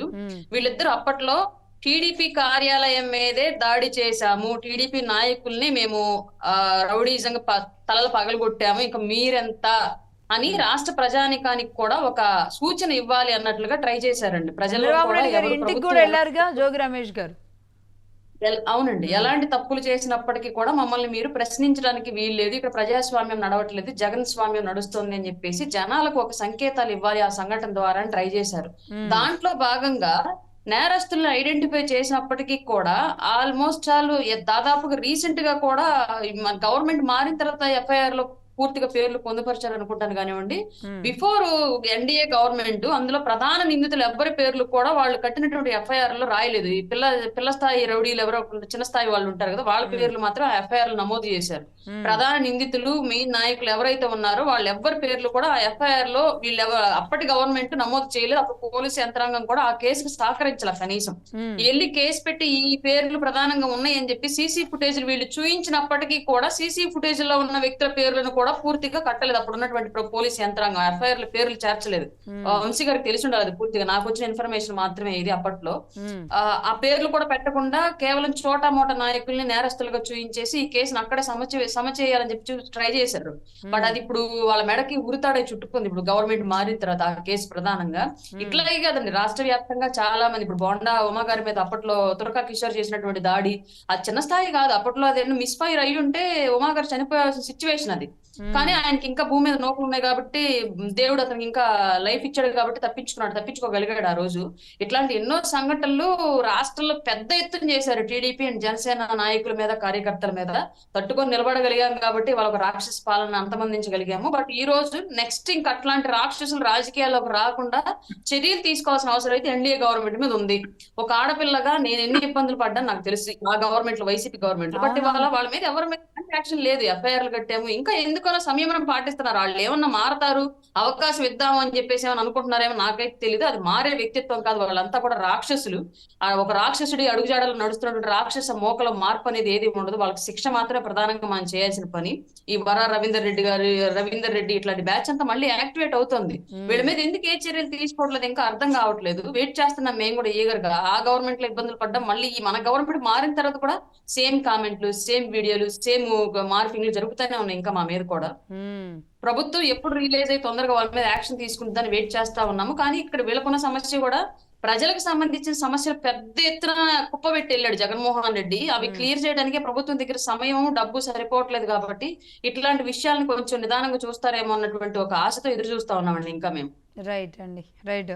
అరుణ గారు, అప్సాని గారు, ఇంత దారుణాతి దారుణం. ఆనాడు మరి మెంటల్ వస్తే ఏం చేస్తారు అని పోలీసులు కూడా, అంటే కార్యకర్తలకి ఏదో మెంటల్ వచ్చిందా, బీపీలో వచ్చినాయో ఏదో చెప్పారు. బీపీ గౌతమ్ సవాంగం అన్నగారు ఎలా కార్యకర్తలకి బీపీ వస్తే అట్లాగే దాడి చేస్తారు. అది భావ ప్రకటన స్వేచ్ఛ అంట. అది ఏ రాజ్యాంగం ప్రకారం భావ ప్రకటన స్వేచ్ఛ ఆంధ్రప్రదేశ్ లో మాకు అర్థం కాదు అప్పట్లో. అవును, కొట్టిన వాళ్ళకి బీపీలో అన్నారంటే ఇందాక వంశీ గారు చెప్పినట్లుగా హాస్పిటల్ దాహర్తిని తీర్చడానికి ఓపెన్ చేసినట్టు అనమాట.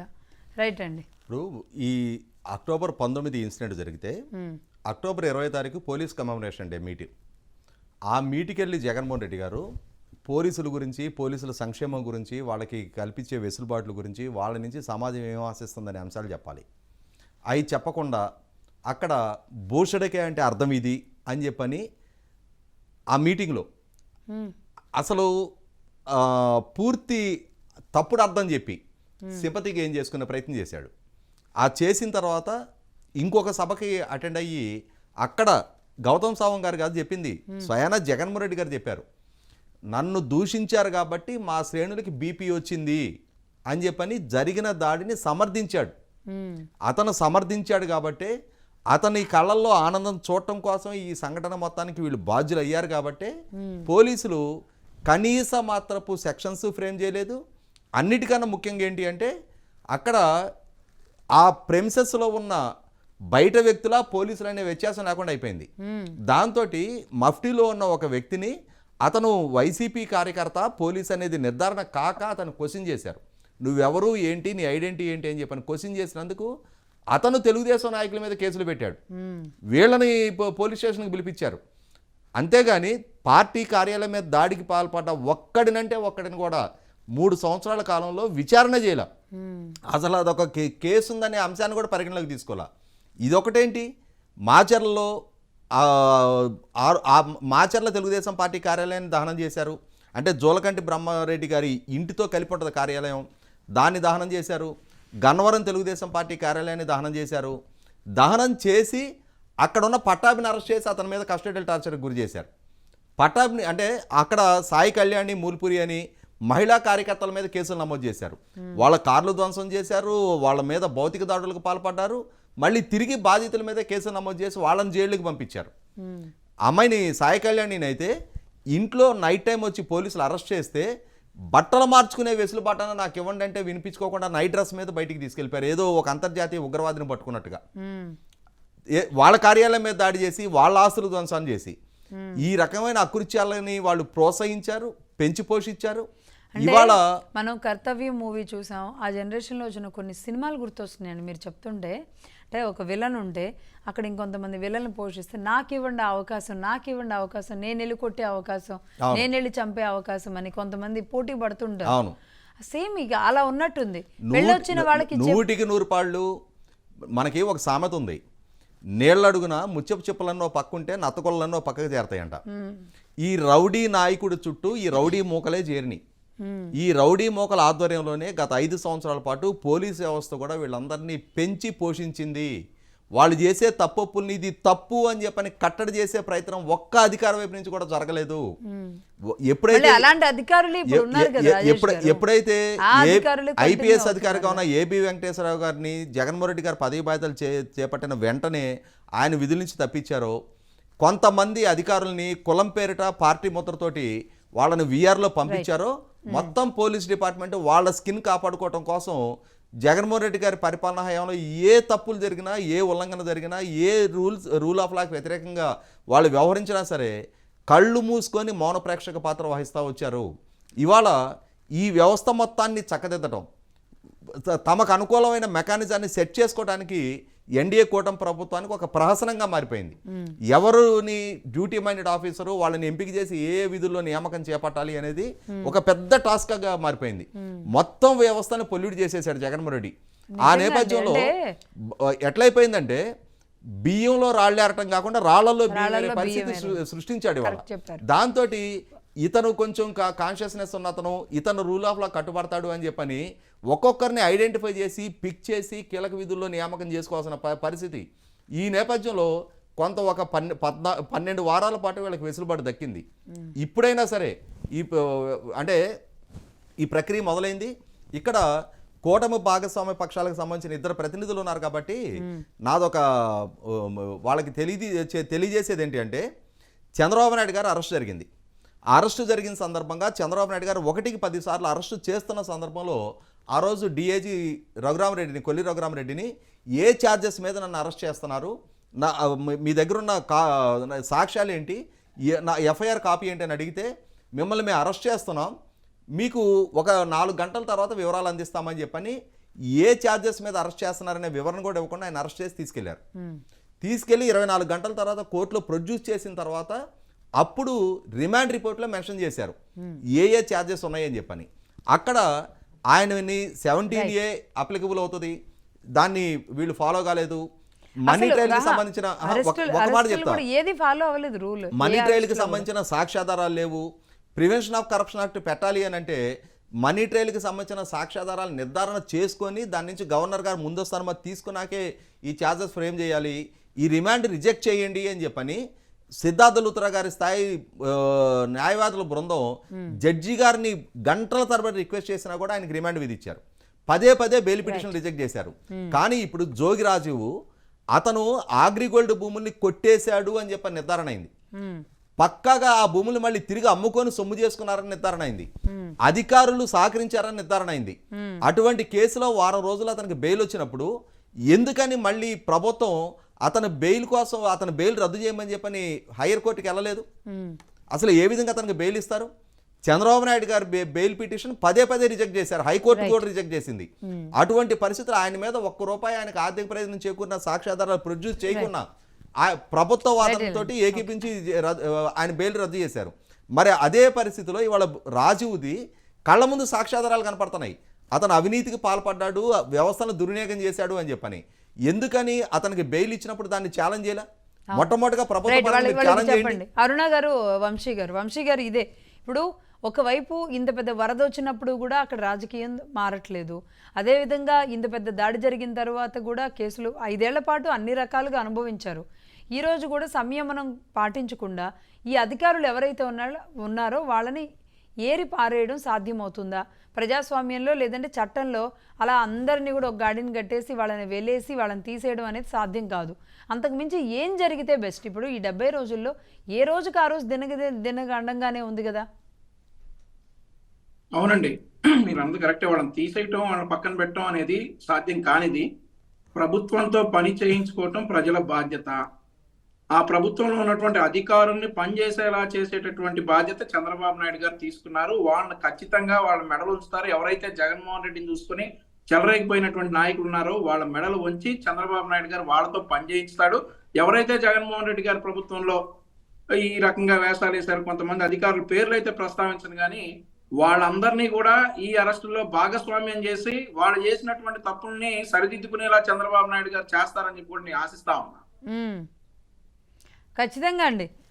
రజనీ గారు అరుణ గారు మీరేమంటారు? జస్ట్ రజనీ గారు ఫోన్ లైన్లోకి వస్తున్నారు, చెప్పండి అరుణ గారు. దాదాపుగా ఉన్న వ్యవస్థలన్నింటిలో కూడా జగన్మోహన్ రెడ్డి మనుషులనే చొప్పించి వెళ్ళాడండి. ఎంతమందిని ప్రక్షాళన చేయాలంటే ప్రభుత్వానికి అది కత్తి మీద సాము లాంటిదే. మేబీ సబ్స్టిట్యూట్ చేయడానికి కూడా అంత నిజాయితీ పరులైన నాయకులు ఇప్పుడు దొరక్కపోవచ్చు కూడా, ఎందుకంటే ఉన్న అందరినీ పొల్యూట్ చేసి వెళ్ళాడు. దాదాపుగా 90% పీపుల్ ని పొల్యూట్ చేసే వెళ్ళాడు. వాళ్ళకి డబ్బు, కులము, రకరకాలైనటువంటి వ్యసనాలను చూపించేసి వాటిని పొల్యూట్ చేసేసి వెళ్ళిపోయాడు. ఇప్పుడు వాళ్ళు లేని ప్లేస్ లో నిజాయితీగా వ్యవస్థకు కట్టుబడి సమాజం కోసం పనిచేసేటువంటి ఉద్యోగులు దొరకడం కూడా ఇంత తక్కువ టైంలో చాలా కష్టమైన పని. అయినప్పటికీ కూడా ఒక్కొక్కరిని వెతుకుతూ భూతద్దం పెట్టి మరి వెతుకుతూ రిక్రూట్ చేసుకుంటూ వస్తున్నారు. రానున్న రోజుల్లో పూర్తిగా అయితే వాళ్ళు మారాలి, లేదంటే వాళ్ళనే ప్రభుత్వం మార్చాలన్న కాన్సెప్ట్ గట్టిగా తీసుకొచ్చి నిజాయితీ పరులైన ఉద్యోగుల్ని వ్యవస్థలో పెడితేనే ఎవరైతే ఎన్డీఏ కూటమి ఏ హామీలతో అయితే ప్రజల్లోకి వాళ్ళ అధికారంలోకి వచ్చిందో ఆ అధికారులు అప్పుడు ఇచ్చినటువంటి హామీలన్నింటిని నెరవేర్చడానికి ప్రభుత్వం చేతిలో హక్కు అంటూ ఉంటుంది. లేదంటే మొత్తం ఇప్పుడు నిన్న వరద సహాయం కోసం కొన్ని ఏరియాల్లో పెద్ద ఎత్తున పనిచేస్తూ ఉంటే కొన్ని ఏరియాలో ప్రజలు ఇబ్బంది పడుతున్నారు అన్న విషయాన్ని కూడా పక్కన పెట్టేసి జగన్మోహన్ రెడ్డికి లబ్ధి చేకూర్చాలి, ఇక్కడ కూడా మన ప్రభుత్వం మీద బురద జల్లాలన్నట్టుగా కొంతమంది ఉద్యోగులు ఎలా ప్రవర్తించారో అదే పరిస్థితి రానున్న రోజుల్లో కొనసాగిద్దండి. అట్లాంటి పరిస్థితి నుంచి కట్టడి చెయ్యాలి అంటే ఖచ్చితంగా ఈ ఉద్యోగుల మార్పు అనేది డెఫినెట్ గా జరగాల్సింది, ఖచ్చితంగా ప్రతి వ్యవస్థలో జరగాలి. రైట్ అండి. రజనీ గారు ఫోన్ లైన్లోకి వచ్చారు. రజనీ గారు నమస్తే లక్ష్మి గారు. నమస్తే రజనీ గారు. హైదరాబాద్లో నందిగం సురేష్ గారిని అరెస్ట్ చేశారు. మరి లేళ్ల అప్పిరెడ్డి అలాగే ఆయన జోగి రమేష్ గారు వీళ్ళ అరెస్ట్ కూడా తథ్యంగానే కనబడుతున్నట్టుంది. కానీ ఈ లోపుగా జరుగుతున్న రాజకీయాలు కూడా మీరు చూస్తూనే ఉన్నారు. దీన్ని ఎట్లా చూడాలి? స్క్రీన్ మీద టీడీపీ ఆఫీస్ని ఎలా ధ్వంసం చేశారో ఆ విజువల్స్ చూస్తుంటేనే ఒళ్ళు గగ్గురు పొడుస్తుంది. మేడం, ఇది టీడీపీ ఆఫీస్ మీద దాడితో పాటుగా చంద్రబాబు గారి ఇల్లు ముట్టడి కార్యక్రమం కూడా రెండు కలిపినటువంటి లింక్డ్ కేసు అండి. మోరోవర్ ఇక్కడ ఏమవుతుందంటే కక్ష సాధింపు చర్య అనేటువంటి వైసీపీ వారికి ఇది కక్ష సాధింపు కాదు, ఎవిడెంటరీగా కోర్టు ఇచ్చినటువంటి తీర్పు. అందుకనే ఎప్పుడు చెప్తారు ఏదైతే లోకేష్ గారు, మేము ఏదైనా లా ప్రకారంగా వెళ్తాము, కక్ష సాధింపు అనే పదానికి తావులేదు అంటూ. సో దీన్ని కూడా మనం అలాగే చూడాలండి. అయినప్పటికీ వైసీపీకి సంబంధించినటువంటి అడ్వకేట్లు నిన్న ఒక క్లాజ్ అడిగారు. సుప్రీంకోర్టు జడ్జిమెంట్ ప్రకారం కొంత మాకు వెసులుబాటు కల్పించండి, 2 వారాలు టైం ఇవ్వండి, మేము సుప్రీంకోర్టుకు వెళ్తాము, లేకపోతే ఆ కోర్టు జడ్జిమెంట్ ప్రకారం ఇమీడియట్ గా మీరు జడ్జిమెంట్ ప్రొనౌన్స్ చేయకండి అంటూ కూడా అడగడం జరిగింది. ఏదైతే వాళ్ళు based on the supreme court citation పెట్టారో కేసు జడ్జిమెంట్ ది, దానికి దీనికి సింక్ అవదండి. అదేంటంటే ఒక పార్టీ వారు ఇంకొక పార్టీ మీద దాడి చేసుకున్నారు, 2 పార్టీల మధ్య జరిగిన గలాటాలు. ఇక్కడ ఎప్పుడు టీడీపీ వారు వైసీపీ పార్టీ మీద కానీ పార్టీ కార్యాలయం మీద కానీ దాడి చేసిన తర్వాత జరిగిన చర్యలు కాదు, వారు దాడి కూడా ఎప్పుడు జరిగింది లేదు. సో దీనికి ఆ సంబంధిత జడ్జిమెంట్ సింక్ అవదన్న ఒకే ఒక్క క్లాస్ తో నిన్నటి రోజు జడ్జిమెంట్ ప్రొనౌన్స్ అవుతున్న తరుణం. వాళ్ళు ఎప్పటి నుంచో అడుగుతుంది, ఆళ్ల రామకృష్ణారెడ్డి గారు కూడా దీంట్లో ఉన్నారండి. ఎందుకంటే మంగళగిరి నియోజకవర్గం కర్త కర్మ క్రియ ఆయన అయి ఉండొచ్చు, అక్కడ పోలీస్ వర్గాన్ని కూడా మేనేజ్ చేసే అవకాశాలు ఎక్కువ ఉండొచ్చండి. ఇంకా కూడా లేళ్ల అప్పిరెడ్డి గారు, వాళ్ళ కార్లు, జోగి రమేష్ గారు తదితర బంధువులు వీరందరూ కూడా వస్తారు. ఇక్కడ బెయిల్ అప్లై చేసిన వాళ్ళు ఒక 5-6 అయితే అరెస్ట్ అవబోయే వాళ్ళు ఒక 50 మంది ఉంటారండి. ఎందుకంటే అప్పుడు విధ్వంసం చేసి ఆయుధాలు తీసుకొచ్చి ఏదైతే పార్టీ హౌస్ ని ధ్వంసం చేసిన ప్రతి ఒక్కరు కూడా ఈ కేసులో శిక్షార్హులే. కానీ డబ్బున్న రాజకీయ నాయకులు వీళ్ళు మాత్రం బెయిల్ వేసేసుకున్నారు. పాపం వీళ్ళు చెప్పినటువంటి రోజు కూలీకి వచ్చినటువంటి వాళ్ళు మాత్రం బెయిల్ వేసుకోలేరు, 100% వాళ్ళు అరెస్ట్ అయిపోతారు. సో మోరోవర్ ఇక్కడ రేపటి రోజు జోగి గారు అరెస్ట్ అవ్వచ్చా, ఇవాళ రోజే లేళ్ల అప్పిరెడ్డి గారిని తీసుకెళ్లొచ్చా? అంటే ఈ దాడి తర్వాత జోగి రమేష్ గారికి మంత్రి బాధ్యతలు కూడా వచ్చినాయి. అలాగే లేళ్ల అప్పిరెడ్డి గారి ప్లేస్ ఏంటో తెలిసిందే. ఇక నందిగం సురేష్ గారు ఆయన ఆ గ్రాటిట్యూడ్ చూయించారు, ఎంపీగా ఎక్కడో ఉన్న ఆయన్ని తీసుకొచ్చి ఇచ్చిన నేపథ్యంలో. సరే, దేవినేని అవినాష్ గారిని కూడా ఇందులో పదవి అనే ఆశ చూపించి బలి చేశారు అంటున్నారు. సో మరి ఇప్పుడు బలి అనాలి, ఆ రోజు అది ప్లస్ అయి ఉండేది ఆయనకు కూడా. ఇప్పుడు ఆయన అరెస్ట్ కూడా ఉండే అవకాశాలు ఉంటాయా? 100% అండి. మీరు ఇక దేవినేని అవినాష్ ని చాలా చిన్నవాడిగా చూస్తున్నారు. అతను హైదరాబాద్ లో కూడా చాలా కబ్జాలు చేశారు, చాలా భూబకాసురుడు కేసుల్లో కూడా అతను చాలా ఇన్వాల్వ్మెంట్ ఉంది. అతనేమి చిన్నోడు కాదు, అతని వెనకాల ఉండేటటువంటి వర్గం ఎక్కడెక్కడ ఖాళీ స్థలాలు, భూములు, స్టిల్ ఈ రోజు కూడా పెండింగ్ కేసులు అతని మీద చాలా ఉన్నాయండి. నందిగం సురేష్ గారు మొదటి నుంచి మనకు తెలిసిందే, ఆయన స్వామి భక్తి చూసుకోవడానికి ఇప్పుడు లేళ్ల అప్పిరెడ్డి గారికి ఎమ్మెల్సీ రావడం కానీ, జోగి రమేష్ గారికి మినిస్ట్రీ రావడం కానీ, వీరందరూ ఒక పోస్ట్ లోంచి ప్రమోషన్ రావాలి అంటే, మోరోవర్ వాళ్ళ అధినాయకుని ఇంప్రెస్ చేయాలి అంటే ఇలాగా స్టేజ్ మీద బూతులు తిట్టడంలో ఒకళ్ళు, ఇళ్ల మీదకి వెళ్ళి దాడి చేయడంలో ఒకళ్ళు ఒక్కొక్క దాంట్లో సిద్ధహస్తులై ఉన్నారండి. మోరోవర్ నిన్న జోగి రాజీవ్ గారు అరెస్ట్ ఉన్నప్పుడు జోగి రమేష్ గారు చెప్పిన మాట, ఆ రోజు కూడా పెద్ద మనిషి తరహాగా ఆయనతో మేము పంచాయతీ చేయడానికో ఆయన గురించి సంబంధించిన విషయాలు మాట్లాడడానికో మేము వెళ్తే మమ్మల్ని అక్కడ కూడా నిర్బంధించారు అని మాట్లాడుతున్నారు. వెళ్లే వాళ్ళు ఒక 10-20 కార్లు తీసుకొని వెళ్తారా?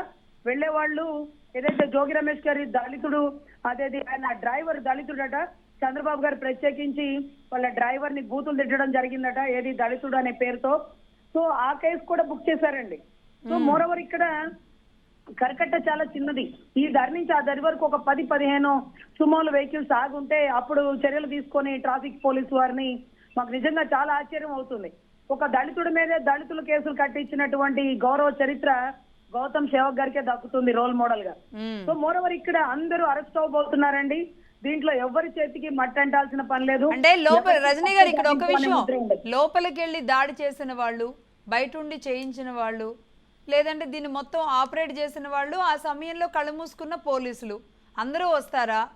దీన్ని అంత సీరియస్గా తీసుకునే అవకాశాలు ఉంటాయా? ఈ మధ్యకాలంలో చూసాం దారుణంగా ముఖ్యమంత్రి గారిని లేపేస్తాం అన్న కొంతమంది వ్యక్తులను కూడా జస్ట్ అలా పిలిచి ఇలా పంపించిన దాఖలాలు ఉండడంతో పెద్ద సీరియస్గా తీసుకోరు. అరెస్ట్ అయితే చేశారు, ఆ తర్వాత ఏదో సర్ది చెప్పి పంపిస్తారు అనేది కనబడుతుంది. కానీ ఈ కేసులో ఉన్న ఇంటెన్సిటీ ఏంటి? యాజ్ ఎ అడ్వకేట్గా ఏం చెప్తారు? మేడం, ఆ కేసు వేరు, ఈ కేసు వేరు. ఇది పార్టీ ఈ కార్యాలయం ధ్వంసం చేయడం, ఇళ్ల మీదకి వెళ్ళి ముట్టడి కార్యక్రమం. సో మోర్ ఎవర్ గా చంద్రబాబు గారికి ఉండే అలవాటు ఏంటంటే ఆయన ఎవరిని ఇబ్బంది పెట్టరు, ఆయన పరిపాలన ఆయన చేసుకుంటూ వెళ్ళిపోతారు. అందుకనే జగన్ రెడ్డి గారు అంత సుపరిపాలనలో చక్కగా పాదయాత్ర చేసుకోగలిగారు చంద్రబాబు గారి పరిపాలనలో. సో ఇక్కడ కూడా మొన్నటి రోజు కూడా ఇష్టాచారంగా బూతులు తిట్టిన వ్యక్తులను కూడా వదిలేయడం జరిగింది. ఇంకా కూడా కొంచెం లోతుగా వెళ్తే ఏదైతే చంద్రబాబు గారి మీద అటెంప్ట్ మర్డర్ సెక్షన్ కట్టిన 307 కట్టిన కన్సర్న్ డిఎస్పీ గారిని కూడా ఇంతవరకు సస్పెండ్ చేయలేదు. అది కూడా మాకు చాలా బాధాకరం. ఎందుకంటే చేతిలో ఆయుధాలు లేకుండా అక్రమంగా చంద్రబాబు గారి మీద కేసులు పెట్టిన వ్యక్తి ఇక సాధారణ పౌరులని బతకనిస్తారా? ఇలాంటి వాళ్ళకి చట్టరీత్యా చర్యలు తీసుకోవాలి కదా. బాబు గారు ఇంకా కూడా నిదానంగా ఓపికగా ఓర్పుగా ఉంటే అవదు. దుష్ట శిక్షణ శిష్ట రక్షణ అనేది జరగాల. ఒక వ్యక్తిని సస్పెండ్ చేస్తే గానీ ఇంకొక వ్యక్తికి వెన్నులో వణుకు పుట్టదు అంటూ మేమందరం ఎంతో గొప్పగా బాబు గారికి సలహా ఇచ్చినా సరే ఆయన ఓర్పుగా నేర్పుగా చేస్తారండి. ఆయన పరిపాలన మనం ఎవరు ఎప్పటికీ వంక పెట్టలేము. ఎందుకంటే కక్ష సాధింపు అనే పదానికి ఎప్పుడు తావులేదు. ఇక్కడ కూడా ఆధారాలు, సీసీ ఫుటేజ్, ఎవిడెంటరీ ఇవన్నీ ఉన్నప్పటికీ ఇంత టైం పట్టింది. అక్కడ కూడా ఆళ్ల రామకృష్ణారెడ్డి ముందుగానే ఎందుకు బయలు వేసుకున్నారు? ఇన్ని సంవత్సరాలు ఎందుకు నిమ్మకు నీరెత్తినట్టున్నారు? ఇక వెన్నులో వణుకు పుట్టిందనే దానికంటే భయం బిగినైంది. లోకేష్ గారు రంగంలోకి దిగారు. ఇప్పుడు వరకు ఒక లెక్క, ఇక పైన ఒక లెక్క అనేటటువంటి నాందితో కొడుకు రంగంలోకి దిగి రెడ్ బుక్ రాస్తే ఇక అప్పుడు ఎక్కడెక్కడ కొలువులో ఉన్న ఎలుకలన్నీ బయటకెళ్ళి మోరవర్ బెయిల్ కావాలి వేసుకుని ఈ కేసు ఎలా ఇస్తాం ఇంత పర్టికులర్ గా మీరు విధ్వంసం చేస్తే అంటే సుప్రీంకోర్టు జడ్జిమెంట్ ఉందండి, 2 వారాల టైం ఇవ్వండి అంటే ఏ మాత్రం ఇచ్చేది లేదు అంటూ అక్కడక్కడ హైదరాబాద్ లో ఉన్న వ్యక్తిని ఎత్తకొస్తున్నారు. మన జగన్ రెడ్డి గారు చెప్తారు, నేను లండన్ లో ఉన్నప్పుడు చంద్రబాబు గారిని ఎత్తారు అని.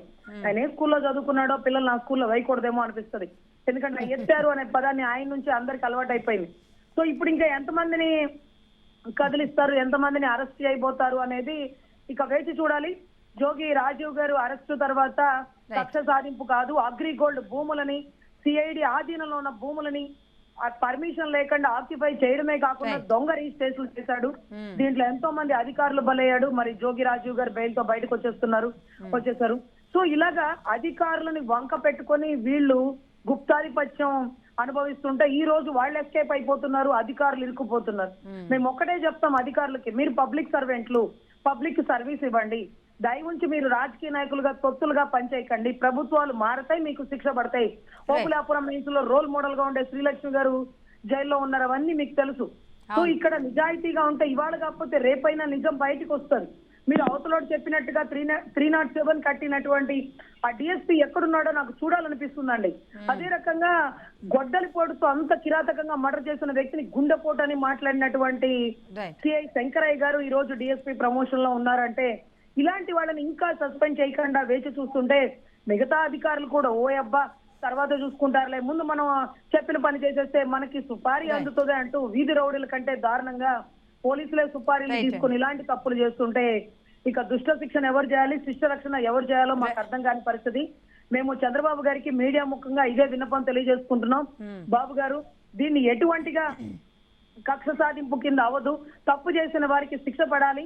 ఆ శిక్షను చూసి ఇంకొకరు తప్పు చేయడానికి భయపడాలి. కాబట్టి ఆ రోజు అన్యాయంగా మీ మీద కేసులు వేసిన 307 వేసినటువంటి కన్సర్న్ డిఎస్పీ గారి మీద చర్యలు తీసుకోపోతే అతని కింద ఎంతో మంది సాధారణ పౌరులు బలైపోతారని మా ఆవేదన.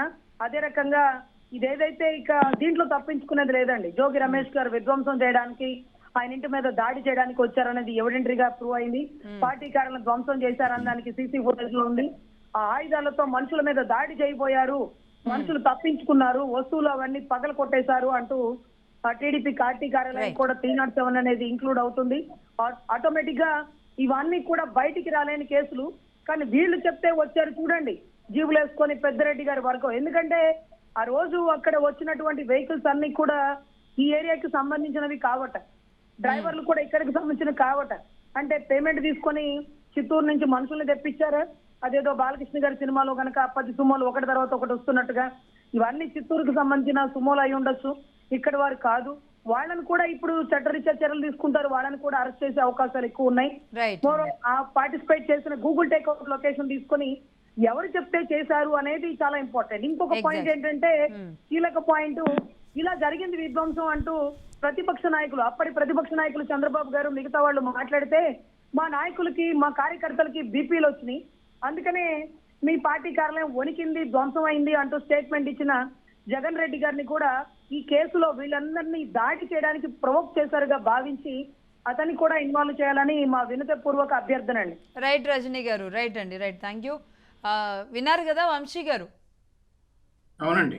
అంటే దాని అడ్వకేట్గా తను చెప్తున్న దీనిలో ఉన్న ఇంటెన్సిటీ ఎంత ఘోరం. అప్సాని గారు కూడా అన్నారు, ఇది రాష్ట్రంలో ఒక అల్లకల్లోలం సృష్టించడానికి బరితెగించిన తీరు కాబట్టి దీన్ని సీరియస్గా తీసుకోవాల్సిన అవసరం ఉందండి. రేపు ఇలాంటి పనులు ఎవరైనా చెయ్యాలి అంటే భయపడాలి. మేబీ ఇప్పుడు గంజాయి తీసుకున్న వాళ్ళు లేదంటే ఇలాంటి దాడులు చేయడం అలవాటు అయిన వాళ్ళు ప్రస్తుతానికి సైలెంట్గా ఉండొచ్చు, కానీ అవకాశం దొరికినప్పుడు వేటు వేయడానికి కూడా ఇలాంటి వాళ్ళు సిద్ధంగా కూడా ఉంటారు. అది ప్రజల మీద వేసి ప్రభుత్వం మీద తోస్తారా, ప్రభుత్వంలో ఉన్న వాళ్ళ మీదే చేస్తారా కూడా తెలియదు. అవును, కరెక్టే మేడం. ఇప్పుడు రజనీ గారు చెప్పినట్లు అందరి మీద వేటు వేయాలి, అలాగే ఆవిడకి ఆ డిఎస్పీ 307 పెట్టినటువంటి డిఎస్పీని ఎలాగే చూడాలన్న ఆంధ్రప్రదేశ్ ప్రజలందరూ కూడా ఆ డిఎస్పీ గారిని చూడాలని అనుకుంటా ఉన్నారు. కానీ ఇక్కడ ఏంటంటే మేడం, మాకు అధికారం వచ్చేసి 3 నెలలు అవుతా ఉంది. ఈ 3 నెలల్లో వ్యవస్థలను సెట్ చేసుకునే పనిలో ఉండగా ఐపీఎస్లు చేసినటువంటి ఘోరాలు బయటపడినాయి. అన్ఫార్చునేట్లీ ఇదే ఐపీఎస్లు జగన్మోహన్ రెడ్డి గారికి తొత్తులుగా వ్యవహరించినటువంటి ఐపీఎస్లు కూడా.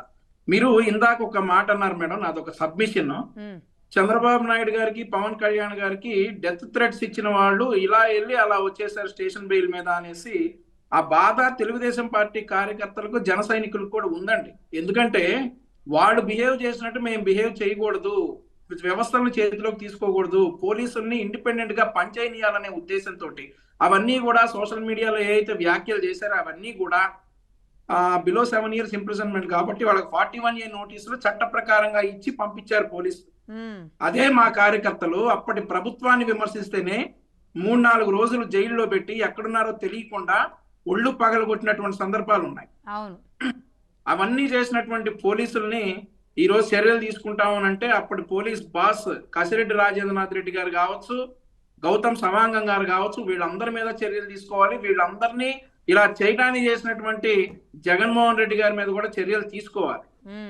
ఇక అలా చేసుకుంటా పోతే మేము పాలన చేయలేం కాబట్టి ప్యారలల్ గా ఇది జరగాలని చెప్పేసి ఒక తెలుగుదేశం పార్టీ కార్యకర్తగా నేను కూడా అనుకుంటా ఉన్నా. ప్యారలల్ గా పాలన ఒక పక్క జరగాలి, తప్పు చేసినటువంటి అధికారులకు జగన్ మన లోకేష్ గారు చెప్పినట్లుగా చెప్పండి, లోకేష్ గారు చెప్పినట్లుగా తప్పు చేసినటువంటి అధికారులు అందరూ కూడా రెడ్ బుక్ లో ఉన్నారు. ఆ రెడ్ బుక్ లో ఉన్నటువంటి చాలా మంది ఐపీఎస్లు ఈ మనకి వారం రోజుల నుంచి చూస్తా ఉన్నాం. బిఫోర్ దిస్ విజయవాడ ఫ్లడ్స్ జరిగినటువంటి ఇష్యూస్ కావచ్చు, అవన్నీ కూడా చూడొచ్చు. అలా బయటపడిపోయి ఈ రోజు పశ్చాత్తాపడుతున్నటువంటి పరిస్థితులు అయితే ఆంధ్రప్రదేశ్ రాష్ట్రంలో ఈ ఐపీఎస్ అధికారుల ద్వారా ఉంది. ఏదేనికైనా కానీ ముందుగా ఐపీఎస్లు మారాలి. మీరు నిన్న వరద సహాయక చర్యల్లో చూసుకుంటా ఉంటే కొంతమంది ఐపీఎస్లను చంద్రబాబు నాయుడు గారు కొంచెం కఠినంగా వ్యవహరించాల్సి వచ్చింది వారు చేస్తున్నటువంటి పనితీరు వల్ల. వాళ్ళు ఎక్కడైతే ఉన్నారో అక్కడ సహాయక చర్యలు కూడా నెమ్మదిగా జరుగుతున్నాయనేటటువంటి రిపోర్ట్ వచ్చింది. సో ఇంకా వాళ్ళకి పనిచేసే అవకాశం ఇచ్చినా గానీ పని చేయకపోతే ఇక దేవుడు కూడా వాళ్ళని క్షమించలేడని చెప్పేసి నా భావన. సరే, ఇన్నాళ్ళు రాజకీయాలు చేశారు, ఇది చేశారు, ఏమంటారండి వాళ్ళని, వైసీపీ సానుభూతి అంటారా లేదంటే వైసీపీఎన్స్, ఐపీఎస్లు కాకుండా వైసీపీఎన్స్. కనీసం ప్రజల కష్టాల్లో ఉంటే కూడా సాయం చేయకుండా అలా కళ్ళప్పగిచ్చి చూస్తున్నారండి. ఎంత దారుణం అండి, ఎంత కఠినత్వం. అలా చదువుకున్న చదువుకి అసలు విలువ ఇవ్వకుండా అంటే అది కొత్త, అంటే చదువుకున్న చదువు, ఆ ఉద్యోగం, తల్లి ఒకే స్థాయిలో చూడాల్సిన వాళ్ళు కూడా ఇంత దారుణంగా మారిపోయారు. అలాగే ఇంకొక క్వశ్చన్ అండి, జోగి రాజీవ్ గారు అరెస్ట్ సమయంలో నేను బీసీని కాబట్టి, నేను గౌన్ కాబట్టి, కృష్ణా జిల్లాలో ఎదిగిన ఒక బీసీ నాయకుడిని నన్ను ఇలా చేశారు అనేది అన్నారు. ఇప్పుడు నందిగం సురేష్ గారు కూడా మరి ఎన్ని రోజుల లోపల ఉంటారో, మీ హయాంలో బెయిల్ చాలా ఈజీగా వచ్చేస్తున్నాయి, మరి అదేంటో. మరి ఆయన బయటకు వస్తారు, వచ్చిన తర్వాత మళ్ళీ ఆయన కూడా ఇదే చెప్తారు. ఇప్పుడు మరి దేవినేని అవినాష్ గారు ఉన్నారు, ఈ సామాజిక వర్గాన్ని కూడా మీరు మరి అంటే వెనకడుగు వేయకుండా, ఆ వల్లేళ్ళ అప్పిరెడ్డి గారు అన్నీ ఉన్నారు, అందరూ కలిసి ఉన్నారు, అలాగే చూపించే అవకాశాలు ఉంటాయా మిగతా అరెస్టుల విషయంలో కూడా? దేవినేని అవినాష్ గారు, తలసల రఘురామ్ కూడా ఉన్నాడు. తలసల రఘురామ్ గారు. మేడం, ఈ విషయంలో ఎవరైతే ప్రజలకు అన్యాయం చేశారో, ఎవరైతే పరిధి దాటి ప్రవర్తించారో వాళ్ళ విషయంలో కూటమి ప్రభుత్వం కులం చూడదు, మతం చూడదు, ప్రాంతం చూడదు, ఏది చూడదు మేడం. ఖచ్చితంగా ఏ కులమైనా గానీ, మరి జోగి రమేష్ గారిని ఆ రోజు చాలా మంది అడిగారు, బీసీ బిడ్డ అమర్నాథ్ గౌడ్ పెట్రోల్ పోసి తగలబెట్టారని చాలా మంది అడిగారు. మళ్ళీ నేను కొత్తగా అడిగేది ఏం లేదు. వాడు ఏం చెప్పినా, ఈ జోగి రమేష్ గారు కావచ్చు, అరెస్ట్ అయిన వాళ్ళు ఏం చెప్పినా గానీ కౌంటర్ ఫైల్ అయితే ఇమీడియట్ గా ఉంటది మేడం. ప్రజల నుండి ఉంటది, మా నుండి కాదు. పొలిటికల్ పార్టీ మా నుండి కాదు, ప్రజలు అడుగుతా ఉన్నారు. మరి ఆ రోజు అమర్నాథ్ గౌడ్ని తగలబెట్టినప్పుడు ఏమైంది? ఈ రోజు నందిగం సురేష్ గారు నేను ఎస్సీని అని ఎస్సీ కార్డు తీసినా గానీ 100 ఇన్సిడెంట్స్ ఉన్నాయి. అవన్నీ ప్రజలు అడుగుతారు ఖచ్చితంగా. నేను చెప్పవసరం ప్రత్యేకంగా 5 సంవత్సరాలు మనం అందరం చెప్పుకుంటానే ఉన్నాం అవన్నీ. అంటే ఖచ్చితంగా మళ్ళీ అదే కార్డు వస్తుంది కాబట్టి అందరినీ కూడా ఈక్వల్ గానే ఈ కేసులో చూసే అవకాశాలు ఉంటాయన్న డౌట్స్ కూడా వస్తాయి అండి. అవినాష్ మొత్తం ప్రాంతం అయితే చూడం మేడం ఈ విషయంలో. ఓకే, అవినాష్ కూడా ఉంటా అంటారా? ఖచ్చితంగా అవినాష్కి ఏమి కొమ్ములు కాళ్ళకి గెట్లు లేవు. అవినాష్ కూడా తెలుగుదేశం పార్టీ కేంద్ర కార్యాలయం మీద దాడి చేయించిన, నేరపూరిత కుట్రకి పాల్పడ్డ, ఆ చర్యని ప్రోత్సహించిన ఒక నేరస్తుడే. అతనికి ఏమి అడిషనల్గా అతనికేమి ఎక్స్క్యూజ్ చేసే ఆస్కారమే లేదు. ఖచ్చితంగా ఈరోజు కాకపోతే రేపు తను దొరుకుతాడు, తను అరెస్ట్ అవుతాడు. అందువల్ల అతనికి ఏమి అడిషనల్ ప్రివిలేజ్ దక్కడం అనేది ఆస్కారమే లేదు. కాబట్టి ఇప్పుడు అతనికి తెలుగుదేశం కేంద్ర కార్యాలయం అతని ఇంటికి ఎంత దూరమో, తెలుగుదేశం కేంద్ర కార్యాలయానికి అతని ఇల్లు కూడా అంతే దూరం. అందువల్ల అతనికి ఏమి అడిషనల్ ప్రివిలేజ్ దక్కడానికి ఆస్కారం లేదు. ఆ గౌరవం నిలుపుకోలే అతను. ఇవాళ కాంగ్రెస్ పార్టీలో దేవినేని నెహ్రూ గారు, అవినాష్ ఇరువురు ఓడిపోయి రాజకీయంగా అసలు వాళ్ళకి ఇక భవిష్యత్తే లేదు అనుకున్న స్థాయి నుంచి మళ్ళీ తిరిగి తెలుగుదేశం పార్టీలో చేర్చుకొని రాష్ట్ర తెలుగు యువత అధ్యక్షుడిగా అవకాశం కల్పించి, గుడివాడ నుంచి పోటీ చేయించి రాజకీయంగా అతనికి ఒక స్థాయి, గౌరవం కల్పించింది తెలుగుదేశం పార్టీ. దాన్ని నిలుపుకోవడం అతని వల్ల కాల.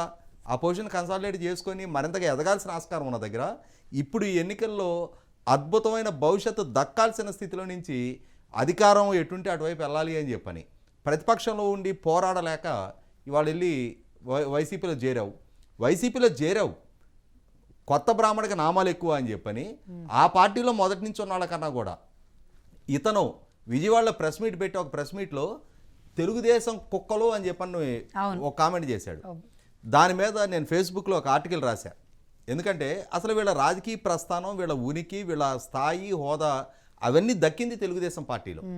1983లో దేవినేని నెహ్రూ గారు తెలుగుదేశం ఎమ్మెల్యేగా నెగ్గటమే ఇవాళ అవినాష్ అని అతనికి రాజకీయ. ఇక్కడ వంగవీటి రాధా గారిని కూడా గుర్తు చేసుకోవాలేమో అనిపిస్తుందండి. అవును, ఎక్కడ కూడా ఇలాంటి చర్యలకు అసలు ఏనాడు ఏ స్థాయిలో కూడా వంగవీటి రాధాకి ఇతనికి నక్కకి నాగలోకి అనుకున్నంతటి వ్యత్యాసం ఉంది. రాజకీయ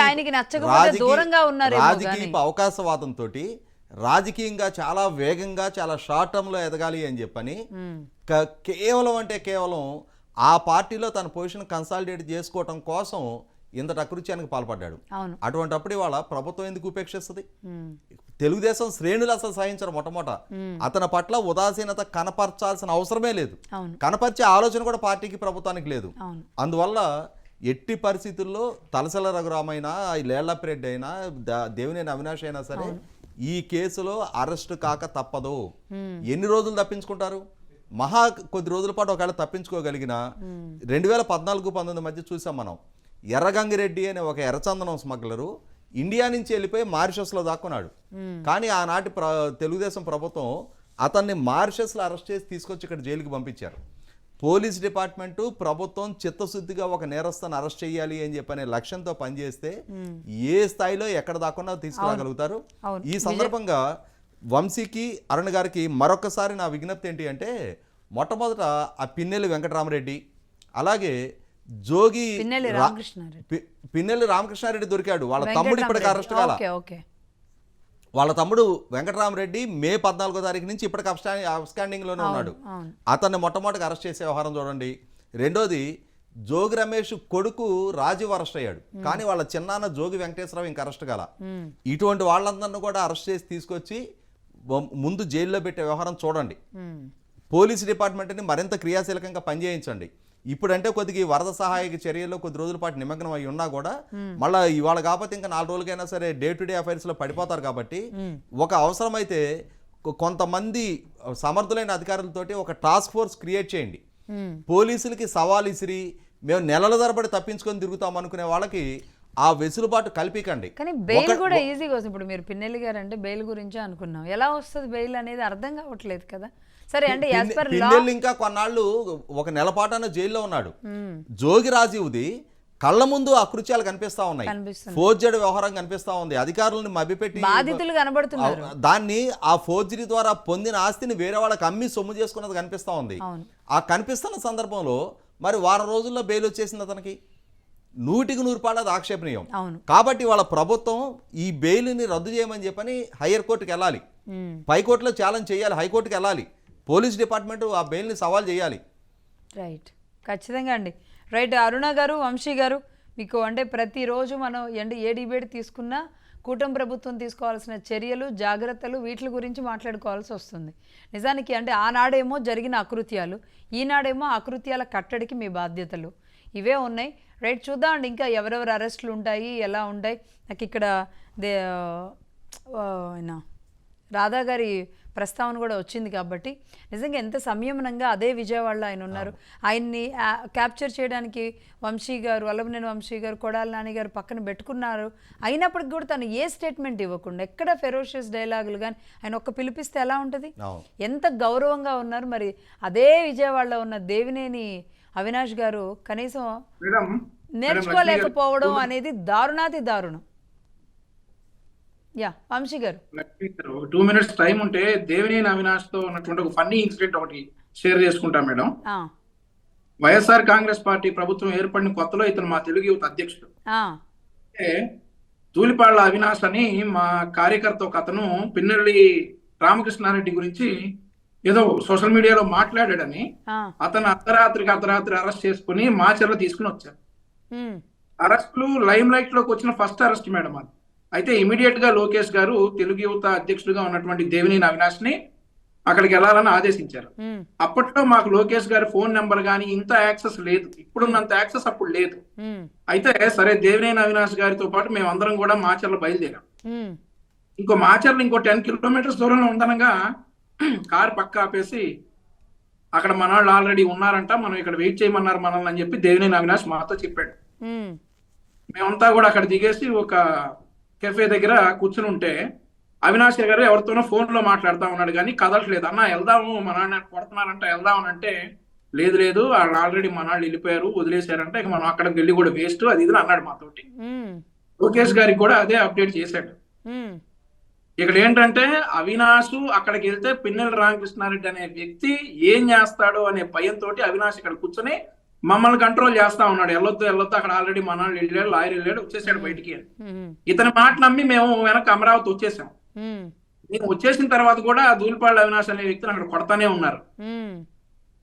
ఇతను అడిగితే నాకు రాంగ్ ఇన్ఫర్మేషన్ ఇచ్చారు అని అన్నాడు. ఆ తర్వాత ఒప్పుకున్నాడు, అక్కడికి వెళ్తే చంపేస్తారు, మాచర్లు అంటే ఏమనుకుంటా ఉన్నారు అనేసి.